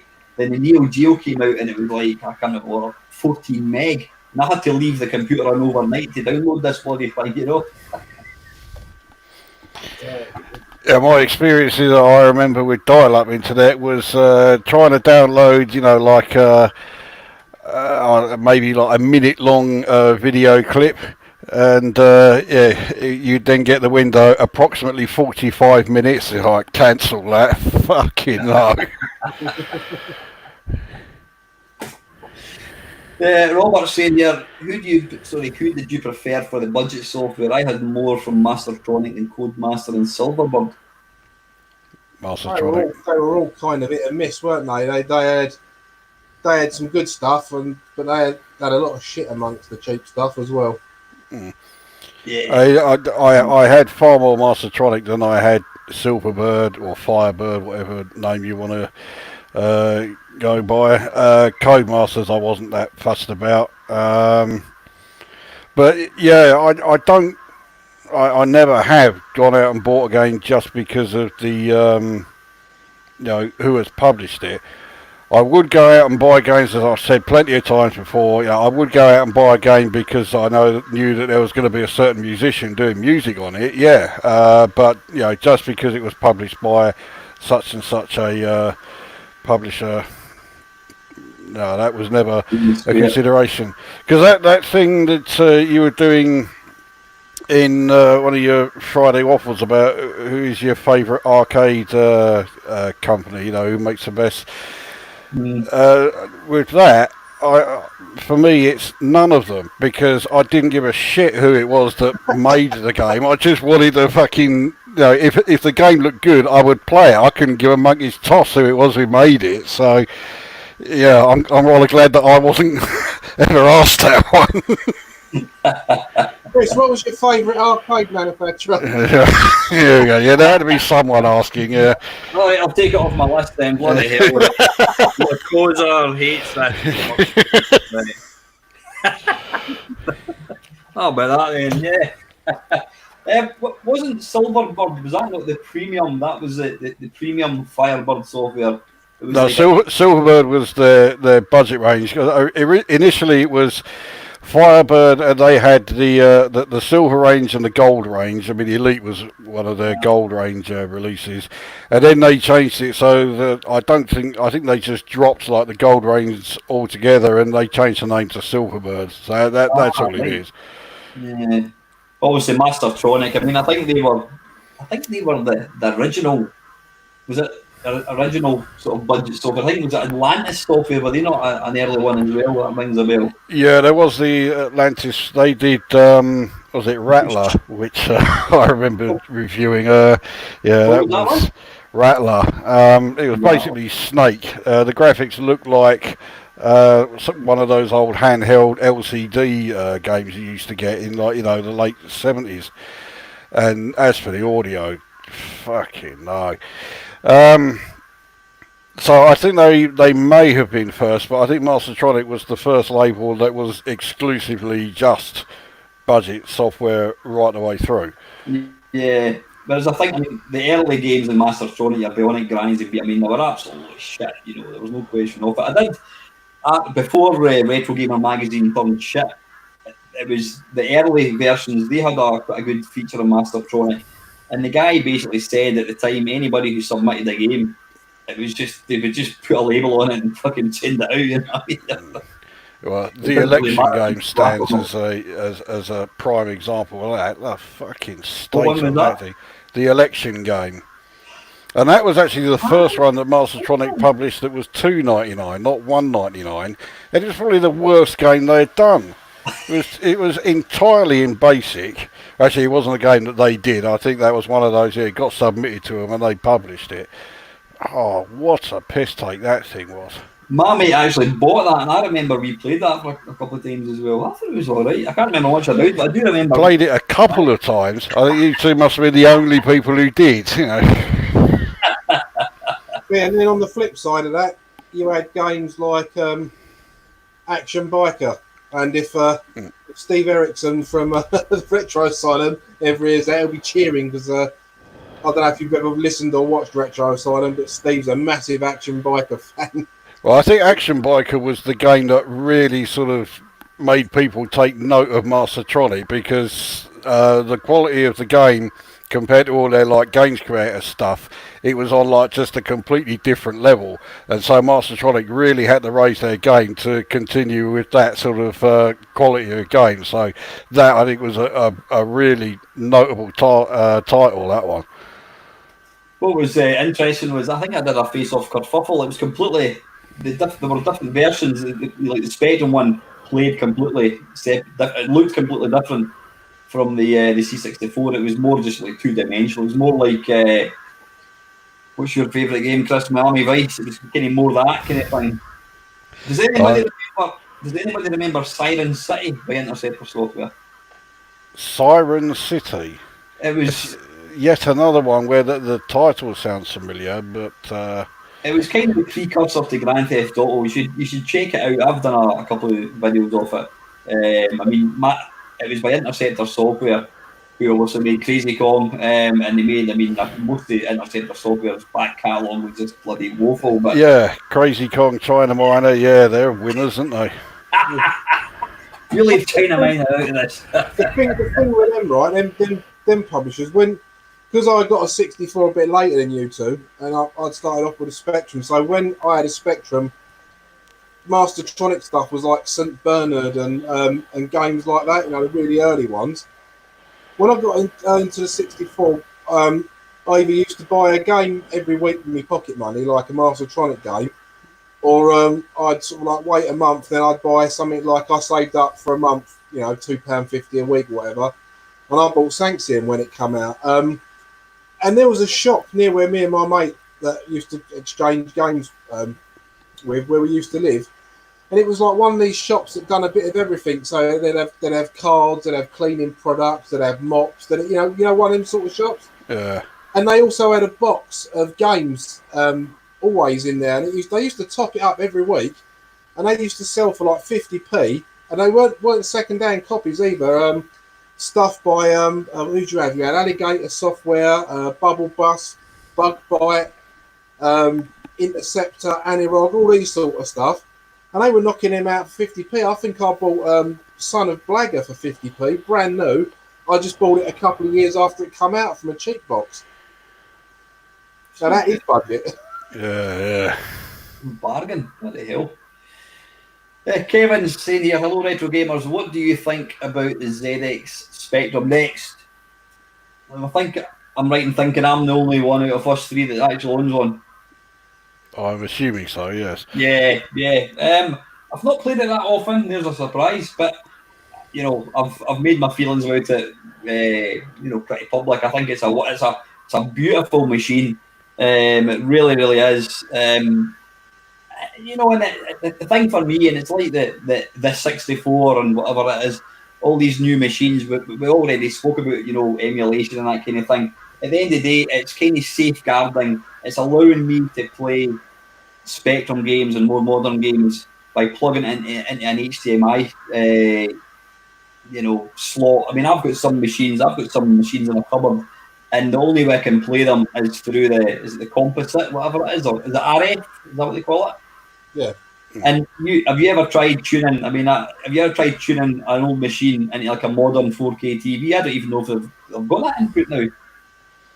I don't know. I have no idea. But my telly's still got an aerial on it. It's got built-in HD Freeview, and that don't get used at all. That aerial port's empty, and I did try to tune in. I can't think it must have been the 64 when I first dug them back out again. Before I found my monitor cable, and yeah, trying to tune it into the telly, Why? How did we used to do that all the time? Do you remember when your mum and dad got a new Betamax video recorder? You had to tune everything. Click 1, BBC 1, 2. You spent half an hour. Nowadays, you just plug something into a telly, boom, and it's away it goes. Yeah, no, the Spectrum Next is it's good for what it is, but it's not for me. I'm not a particularly a Spectrum fan. I've got a Spectrum 128, and I've got emulation, and you know, me and you have spoke about this before. Al, I'm putting my money by. I'd rather get the Mega 65 because I'm a Commodore fan. You know, there's no hiding the fact. I've got nothing against Spectrum Next. I think it's fantastic they managed to get it out after all the crap that they were being given because of the time it was taking, for them to get it out to all the people that supported it and that. And from what I can tell, it's a fantastic bit of kit. It's just not a bit of kit for me. But I would never play it down. I mean, I've seen, I think it was you played it on your channel. You know, it's got 3 AY chips in it. So even though it's only AY and not SID, it still sounds nice. It's just, it was just something. I mean, for a start, the original backing for the C64 and the Spectrum Next, that all happened before I got back into retro again after being out of it for a while. So I missed out on backing these things anyway. I know they're supposed to be doing another run for the next, didn't they? I think they are, yeah. Well, once the world sorts itself out of it. Yeah, I mean, the thing for me, and that's what I tried to kind of explain in my video, this was the first brand new computer that I'd actually bought since the Commodore Amiga, and that was always the big buzz that you had. You know, you went from, in my case, a Texas TI 1994A, C64, TAR ST. The buzz you got getting a brand new system, you know, for people to develop games for, and that's the kind of buzz I got when I opened up the Spectrum Next. I mean, I'll need to get a video out, but there's some amazing games coming out. I mean, Jim Bagley and co have already. I've got it runs arcade Donkey Kong, Frogger, Pac-Man. It's arcade perfect. You know, just looks awesome. But what's your thoughts on it, Lukozer? I know you don't have one. What are your thoughts on these kind of new machines? I'm not interested in them. You know, I don't have the money to you know, buy the things. If I did have the money, I still wouldn't buy the things. You know, I'd just stick with emulation. I don't really have any interest in buying, you know, hardware. I think a big thing. I mean, like I said, I'm purely a consumer. I just buy games, play games. That's all I do. Whereas there's lots of clever people out there, and I think the fact that they've now got this, what I suppose you would term a super Spectrum. You know, you can program in Spectrum Basic or whatever it is, the same machine code, but you've got all this memory and you've got a nice keyboard and it's got sound. So, you know, it'll be the same as the new what's it called again? The 65, is it, Chris? Mega 65, yeah. That's basically going to be the Commodore side equivalent of the Spectrum Next, basically. I mean, I was saying about opening up a new system. I got that when I opened up my C64 Mini, and even more so when I opened up the full-size one, because it looks and feels like a bread bin. I notice closed channel saying his one's still sealed. I don't use my full-size one very often because I've got a real one in the front room. But if I'm going to play a Commodore 64 game, I'd rather do it on my sofa with a wireless controller, and I use the Mini. If there's a multi-disc game that I'm desperate to play, then I'll dig the full size out and just put that up on the side for a few hours. And it's like you're saying, it's preserving it. I like using my old system for music and stuff like that. But for playing games, I've got no problem with emulation. I mean, we've covered it time and time again about hardware snobs, didn't we? It's just, as long as you can play the game, who gives a fuck how you play it? Yeah. That's how I see it, yeah. Yeah. Was it Paul and Moz mentioned in, was it my Friday Waffle or one of my videos, that is there a new joystick that you can buy for it? For what? For the Mini? For the 64. Well, it's the only joysticks you can buy officially from them is the one that wasn't very popular that come with the Mini, which mine still works and it's not broken, and the new one they did with the micro switches that come with a full size. You can buy them separately. But I use I use a Logitech wireless gamepad because I tried using the joystick, and I think the joystick with the micro switches is all right. But my hands don't work that way anymore, so I'm quite happy to sit back with a control pad. Just one of the things I was wanting to ask your guys' thoughts on. I saw a post on Facebook. As you know, I've got a Vectrex. I've got a couple actually. One's a spare because it's my favourite system. You know, I love it. And somebody had put a picture up of all these shelf units, and he had 16 Vectrexes or Vectri, whatever you want to call them. And somebody just put why, and and I just put that picture actually saddened me. I said the Vectrex is a very, very rare machine. It's hard to find, they're in very limited supply. Why would somebody want to have 16? It doesn't make any sense to me at all. Says the man who owns how many C64s, Chris? I'm only joking, but something like that. Why would you want to own as many? And I just think it's a shame because this guy is potentially stopping. Say he keeps a spare for himself, he could potentially give another 14 people the joy of owning a Vectrex. And it just kind of, I'm leading on for that, is shrink wrap to games, people who buy games or systems and they don't open them up just to put on a shelf. What is that all about? Well, it's just people collecting, isn't it? I mean, it's funny you should say about me and my 64s.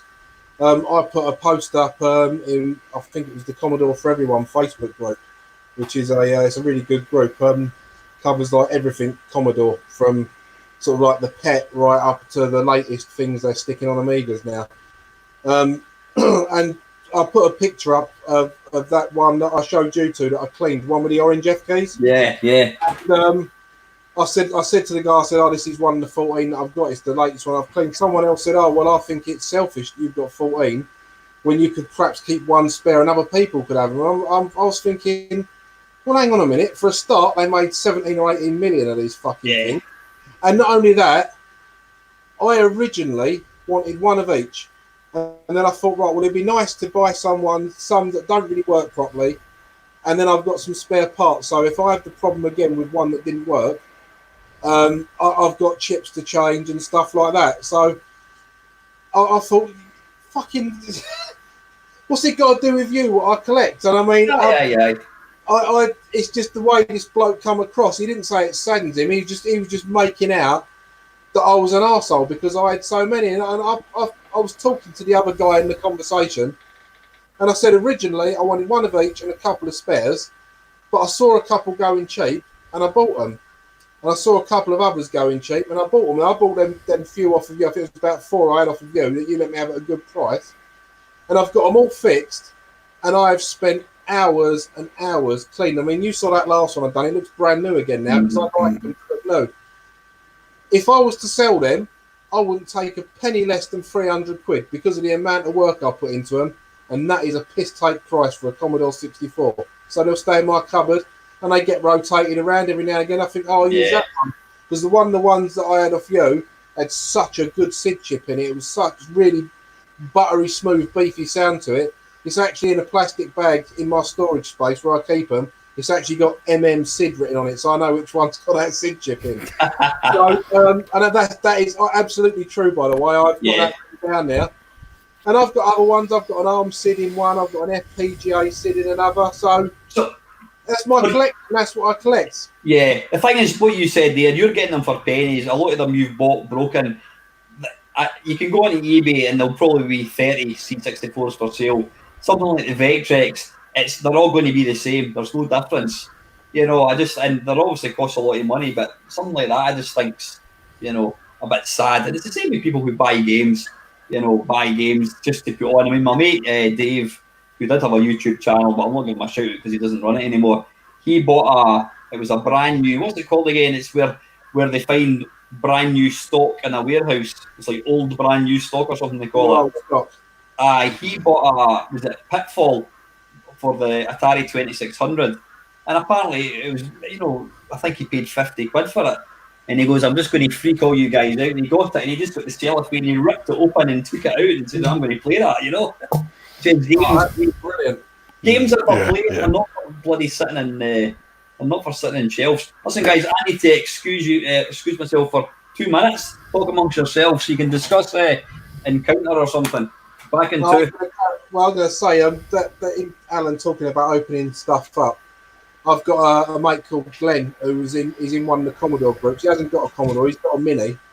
And what I did was a couple of the old 64Cs I bought, they still had the cellophane on the company badge logo. Right.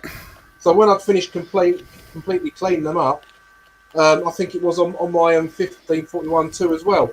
I thought, well, I want a nice shiny badge. I don't want some bubbly old bit of plastic on there. So I peeled it off halfway. I got my phone up like that, and I went took a picture. Some people were losing their shit that I was peeling the telephone off. Oh, yes. It's my fucking computer. Yeah. Fuck it in a skip and jump up and down on it. That's all you can do about it. It's a badge, you know what I mean? Fuck off. Yeah.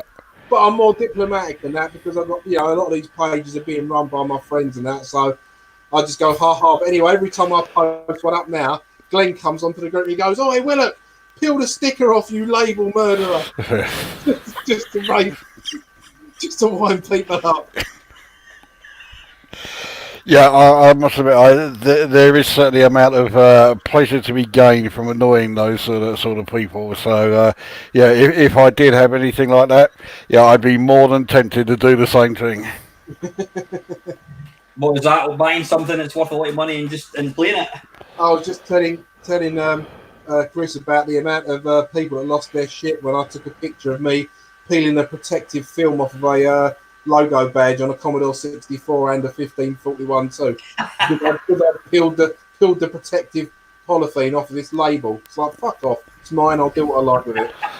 It's But what you were saying before, I can understand what you're saying because the Vectrex is a rarer machine. But if that guy's bought them over the years to collect them, and he's bought them when they were cheap, when they weren't so in demand. I mean, I've got a mate that's got about 300, if not more, Commodore 64s because he just collects them. But he don't rip people off, and he does sell them every now. He does sell some every now and again, and he sells them at a reasonable price. I saw he had one on eBay the other day, one that I gave him some advice on retro brighting on, and he had it up for 85 quid, and it looked brand spanking new. It's as good as that one that I showed you to. It looks and mint, and it's got an arm SID in it, not a real SID, but it's got no. This one actually had a real SID in it. I'll tell a lie, and he's completely stripped it out, completely cleaned it all. He's gone over every solder joint with a fine toothpick to make sure it's 100% working, and he's put it all back together as clean as the day it come out of a box, and he's asking 85 quid. Buy it now. And he said if someone buys it, they buy it. If they don't, they don't. But the amount of time he's put into it, that makes it worth it to him. But he's got hundreds of them. That's why I send my stuff to him to fix. So I know he's got the spare parts, and he's a really, really good bloke. Mm-hmm.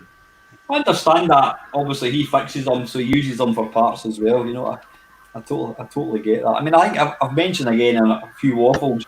I've got a friend, Matt Allen. You'll not mind me actually mentioning his name. Matt worked on. I think he worked on the ZAT 64 annual Mayhem. You'll probably know him, Chris. Yes. Which one? Mayhem. Oh, okay. Yeah. Matt has got. He paid a sizable amount of money. I think it was something like £1,500. This was about 10 years ago for a VIC 20 game, and he didn't actually. He bidded it. He put a bid in, and he didn't actually win for a VIC 20 game. Well, I noticed the other day. I can't remember who I sent the message to now.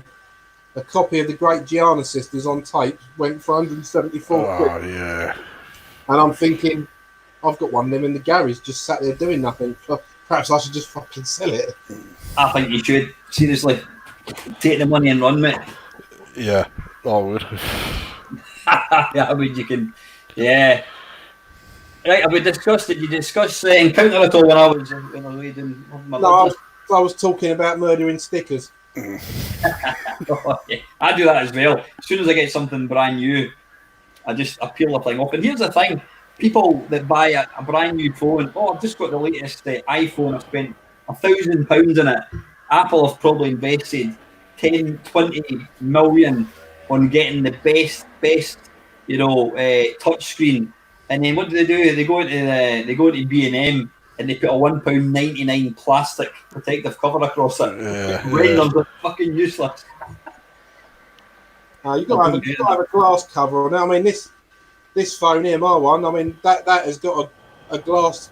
I'll always use a glass screen protector. I mean, all right, that's not an iPhone, it's a fucking Android phone. Oh, I called into my phone, you've gone live, Al. How about that? I wondered why it was flashing at me.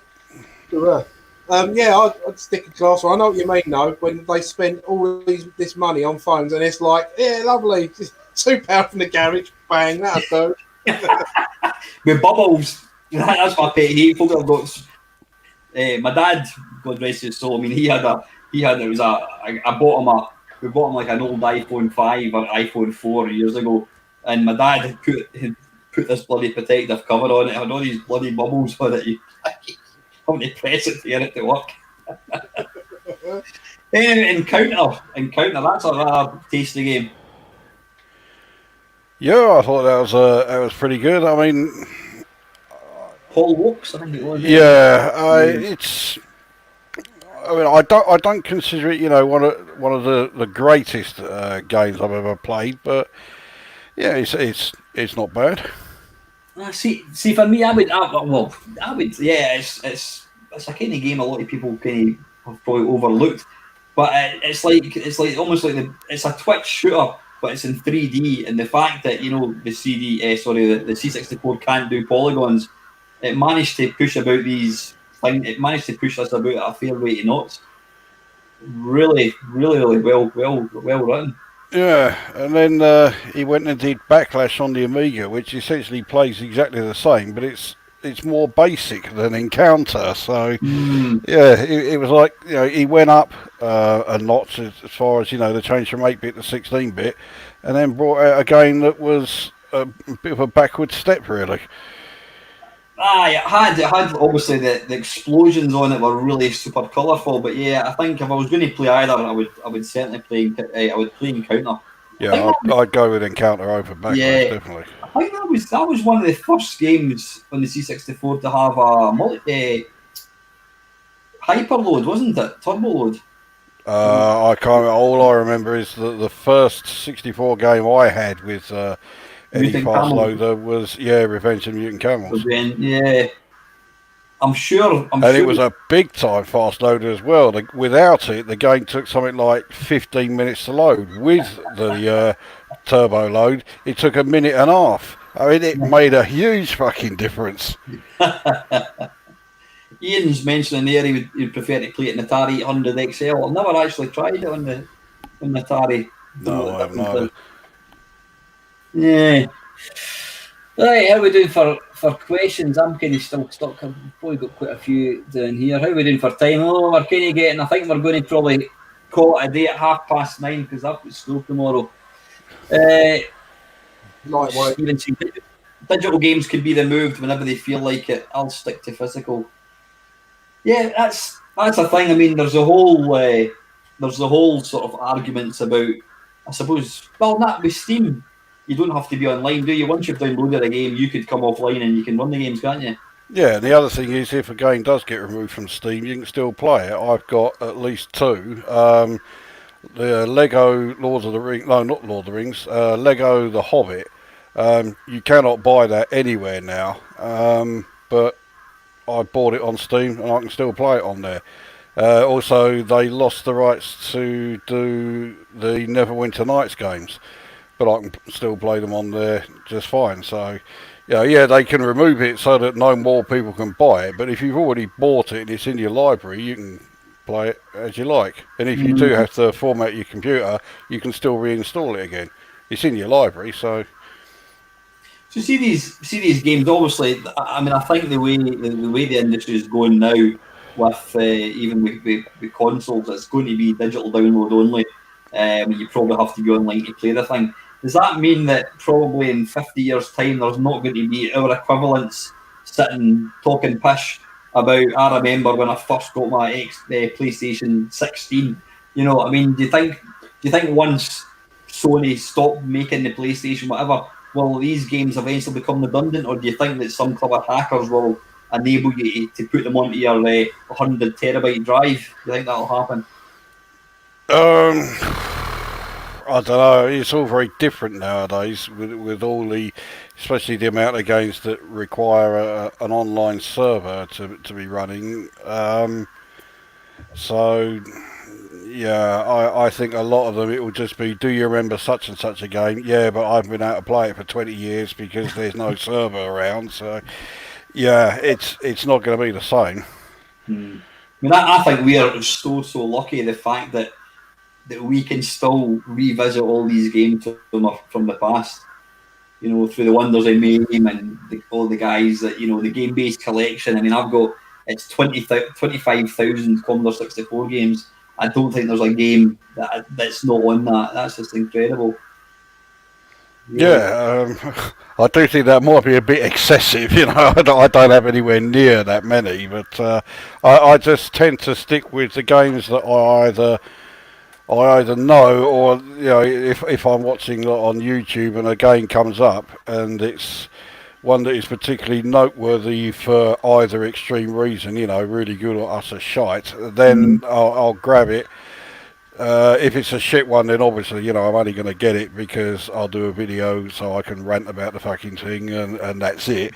But yeah, if it looks pretty good, then yeah, just download it and away you go.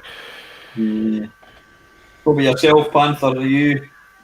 Well, it's not going to be the same. It's going to be all drawings and memories, isn't it? You know, whereas like if I could be asked, I could go over there, I could get up and I could show you my disc copy of The Last Ninja and The Hobbit, and you know, I've got, even though they're in storage, I photographed them because I was originally going to sell them, and I decided to keep them. All my Commodore 64 games. And it's only a couple of hundred, but you know, I've got them. I've got them to show. I mean, I work with my brother-in-law, and he's he's more of a 90s kid. He's 10 years younger than me, so he's almost, you know, he's getting on towards 40 now. And so he was part of the more the Mega Drive, Super Nintendo generation, and he's got a passing interest in some of the older stuff and that, but he really likes like newer stuff. But he was showing me he's got a Switch, and he was looking to buy a game on it, and a lot of the Switch games, they're more expensive for downloads than they are for physicals, from what he was showing me. Then that's fucking mad, isn't it? It's the same with Kindle books. I've gone to download a Kindle book. I've checked on Amazon, I can get it for $2.99. Go to the Kindle and it's like fucking £7. That's fucking mad. I mean, I can't remember what game it was. It's a fairly new one that's come out. This weren't long before all this shit in the world blew up. So we're only going back to sort of like early March, February sort of time. And there was a game he wanted, and he was umming and ahhing about ordering it and waiting for it to be delivered because he couldn't get it on Prime or whatever. It would have taken a few days, or whether to get it so he could take it round his mates and play at the weekend. But it was something like 25 quid to buy, but like 40 quid for a digital download. I mean, how does that work? You don't, like you say, you don't get fuck all with a digital download. Surely you would think that the lack of physical pieces would make it cheaper. Yeah. But they charge the higher price simply because they can get away with it. So yeah, that is the only reason. This is an interesting one here. This is my mate Kenny, who's the moderator on my channel, because I noticed I had a couple of cunts on my live stream last week. How wide was the cosmic abyss between early game cassette covers and the actual games you got? Yeah, quite a lot. They're still pretty wide today, but yeah, back then, yeah. God, that is a large gulf, isn't it? That is a very large gulf. I mean, I suppose they did have the screenshots on the back, and until the 16-bit era where they started putting Amiga screenshots on Spectrum games and stuff like that, it was at least you had the screenshots to go by. You know, it'd say actual Commodore 64 graphics or whatever. But yeah, then saying that, you look at Whizball. Although obviously it's a painting by the late great Bob Wakelin, it kind of does sum up the game quite well. You know, you are a wizard in a ball with a cat in a ball. collecting colour. I mean, I can see the picture in the head, and it does kind of sum it up. So graphically, massively, but some of the games they managed to get the idea across. Admittedly, not many. Yeah, I think some of the real early games, back in 1983. I mean, screenshots was kind of a more recent thing. Like probably, I don't know, 84, whatever it was. I think the first game I remember looking at a screenshot and it was Beachhead. But before that, you would have a picture like a rocket or whatever it was, and you thought that was all. You actually looked at the drawing on the front and thought that looks fucking brilliant. And you get home and it's absolutely shit. It bears no resemblance to the game at all. Could you imagine if they did accurate versions? Could you imagine fucking Interceptor's Crazy Kong? You'd need a picture of a gorilla drawn by a 3-year-old and someone coloured it in with their own shit. And then you might get a reflection of it. I started up a Facebook page a couple of years ago. I've not actually posted on it for a year, and it's called Video Games Worst Covers. Is that your group? What's that? So is that your group? I'm a member of that. I started it up. I just started up for a laugh. Yeah. Nobody really posts on it, but it is actually pretty funny. There's some absolutely horrendous, cassette titles. But yeah, that's what we went, and that's basically before magazines existed, before the internet existed. You looked at the cover and thought, that looks amazing, and it was because the guy was a really good artist, and then you loaded it up and it bore no resemblance at all. Yeah. You can say the same for side panels and marquees on arcade machines as well, though. I mean, you look at the side panel on a Centipede game, and you look at the graphics. I mean, you've got the same cloak and dagger. Well, actually, you've got the same bullshit bollocks lies on the side. Yeah. Listen, I think we're kind of getting to the end. Will we take another 3 questions, you think? Yeah, okay. Like a plan. Right. Sorry, D4Z20. Have any of you guys looked at the Mr. D10 Nano, blah, blah, blah, blah, blah? My mate Neil has got a Mr. And it's pretty impressive. Have you guys had any experience of it? Do you know what they are? Yeah. No. It's short and sweet answer. Yeah, it's a guy. I think it's Lotharek. He's a Polish chap, and he makes some bloody awesome bits of hardware. I mean, I've got an Atari 800 disc emulator and God knows what. But basically, this Mister, it's a piece of hardware, and to try and explain it, you flash on the C64 operating system so that it's not emulating, it becomes a Commodore 64. So you can basically put on different, is it called cores, I think it is. Yeah. Apparently the Spectrum Next is it FPGA, whatever that stands for. I don't know exactly what it stands for, but that's what it is. You can flash, like it can become an Atari ST, it can become an arcade game. So when you're actually playing a C64 on this, it is a real C64. It's really, really clever. It's what a lot of FPGA stands for Flash something array, but I can't remember the rest of it. I don't know.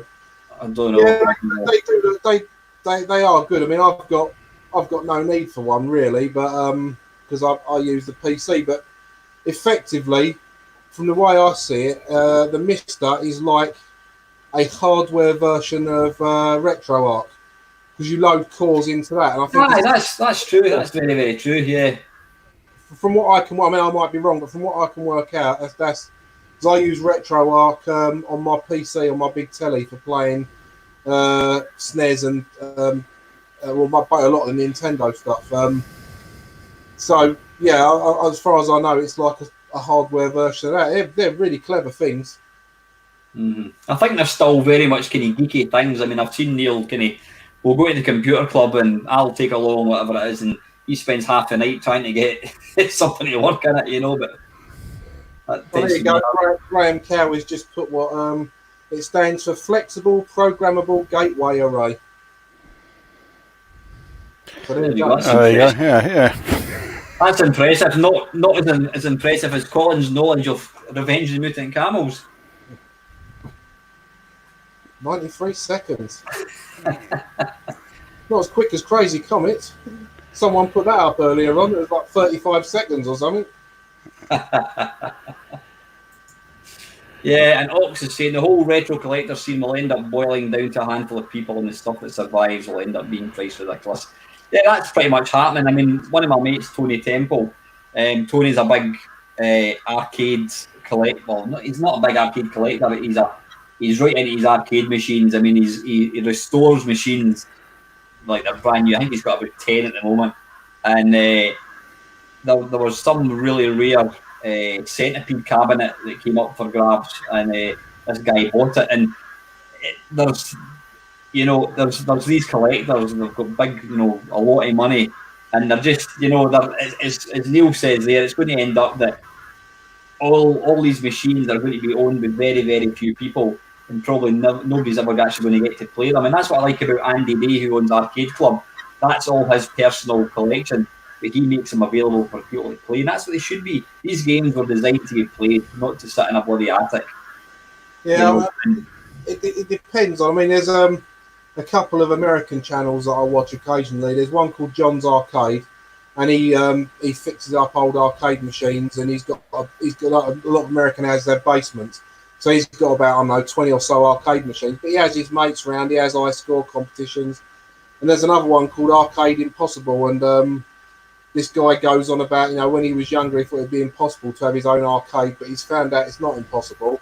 And it's just an interesting story. Them driving across the states, picking up these machines for sort of like a couple of $100, and then fixing them up and making them look brand new again, and having them in their own personal collection. But out of the ones I watch, although they don't let any old Joe Blogs off the street come into their houses and play it, they have their mates over. They have gaming nights and stuff like that. So I mean, that's all right. But I think with regards to the sort of stuff we talk about, the Commodores, the Spectrums, the Amstrads, I mean, there was so many of them made and sold. It's going to be a few years, I think, before they run out to being just a precious few. Like I said, I know someone that's got 300. I've got 14. I'm sure there's people exactly the same that have got bleeding Spectrums and Amstrads like that. Mm-hmm. Yeah. So I meant to say earlier on, our friend on Facebook, Brian of Brian's Bar, Brian Dickinson. Yeah. Well, last year he bought, I don't know if it was before or after you joined our group, he bought a new old stock black Spectrum +2, the +2 black one, brand new in the box with all the James Bond Living Daylight stuff on it. Did you see that on there? No, I didn't, but you know what? A fellow Scott Monkey Spaz 2000, he must have bought it from the same thing. Yeah, the same package, yeah. I think the guy had 30 or 40 of them. I don't think he was selling them at stupid prices either. I meant to say that when we was talking about new old stock. Yeah, but there's still brand new stuff done up. It must be like Indiana Jones's warehouse, fucking somewhere full of these computers. Every now and again, some government officials sort of catch, like, dig out the 64s. Well, listen, guys, I think we could literally talk all night. I mean, we've probably not even scratched the surface of questions, but I think we'll probably need to call it a night. So I just really want to say to everybody that's taking time to watch us three numpties talking Pish, thank you very, very much. Thanks for all the questions. And finally, guys, I want to thank my two usual suspects for taking time to join me tonight. It's always good fun. Well, you're welcome, mate. Mm-hmm. Well, next time, guys, take it easy and thanks very much for watching. See you later. And cut.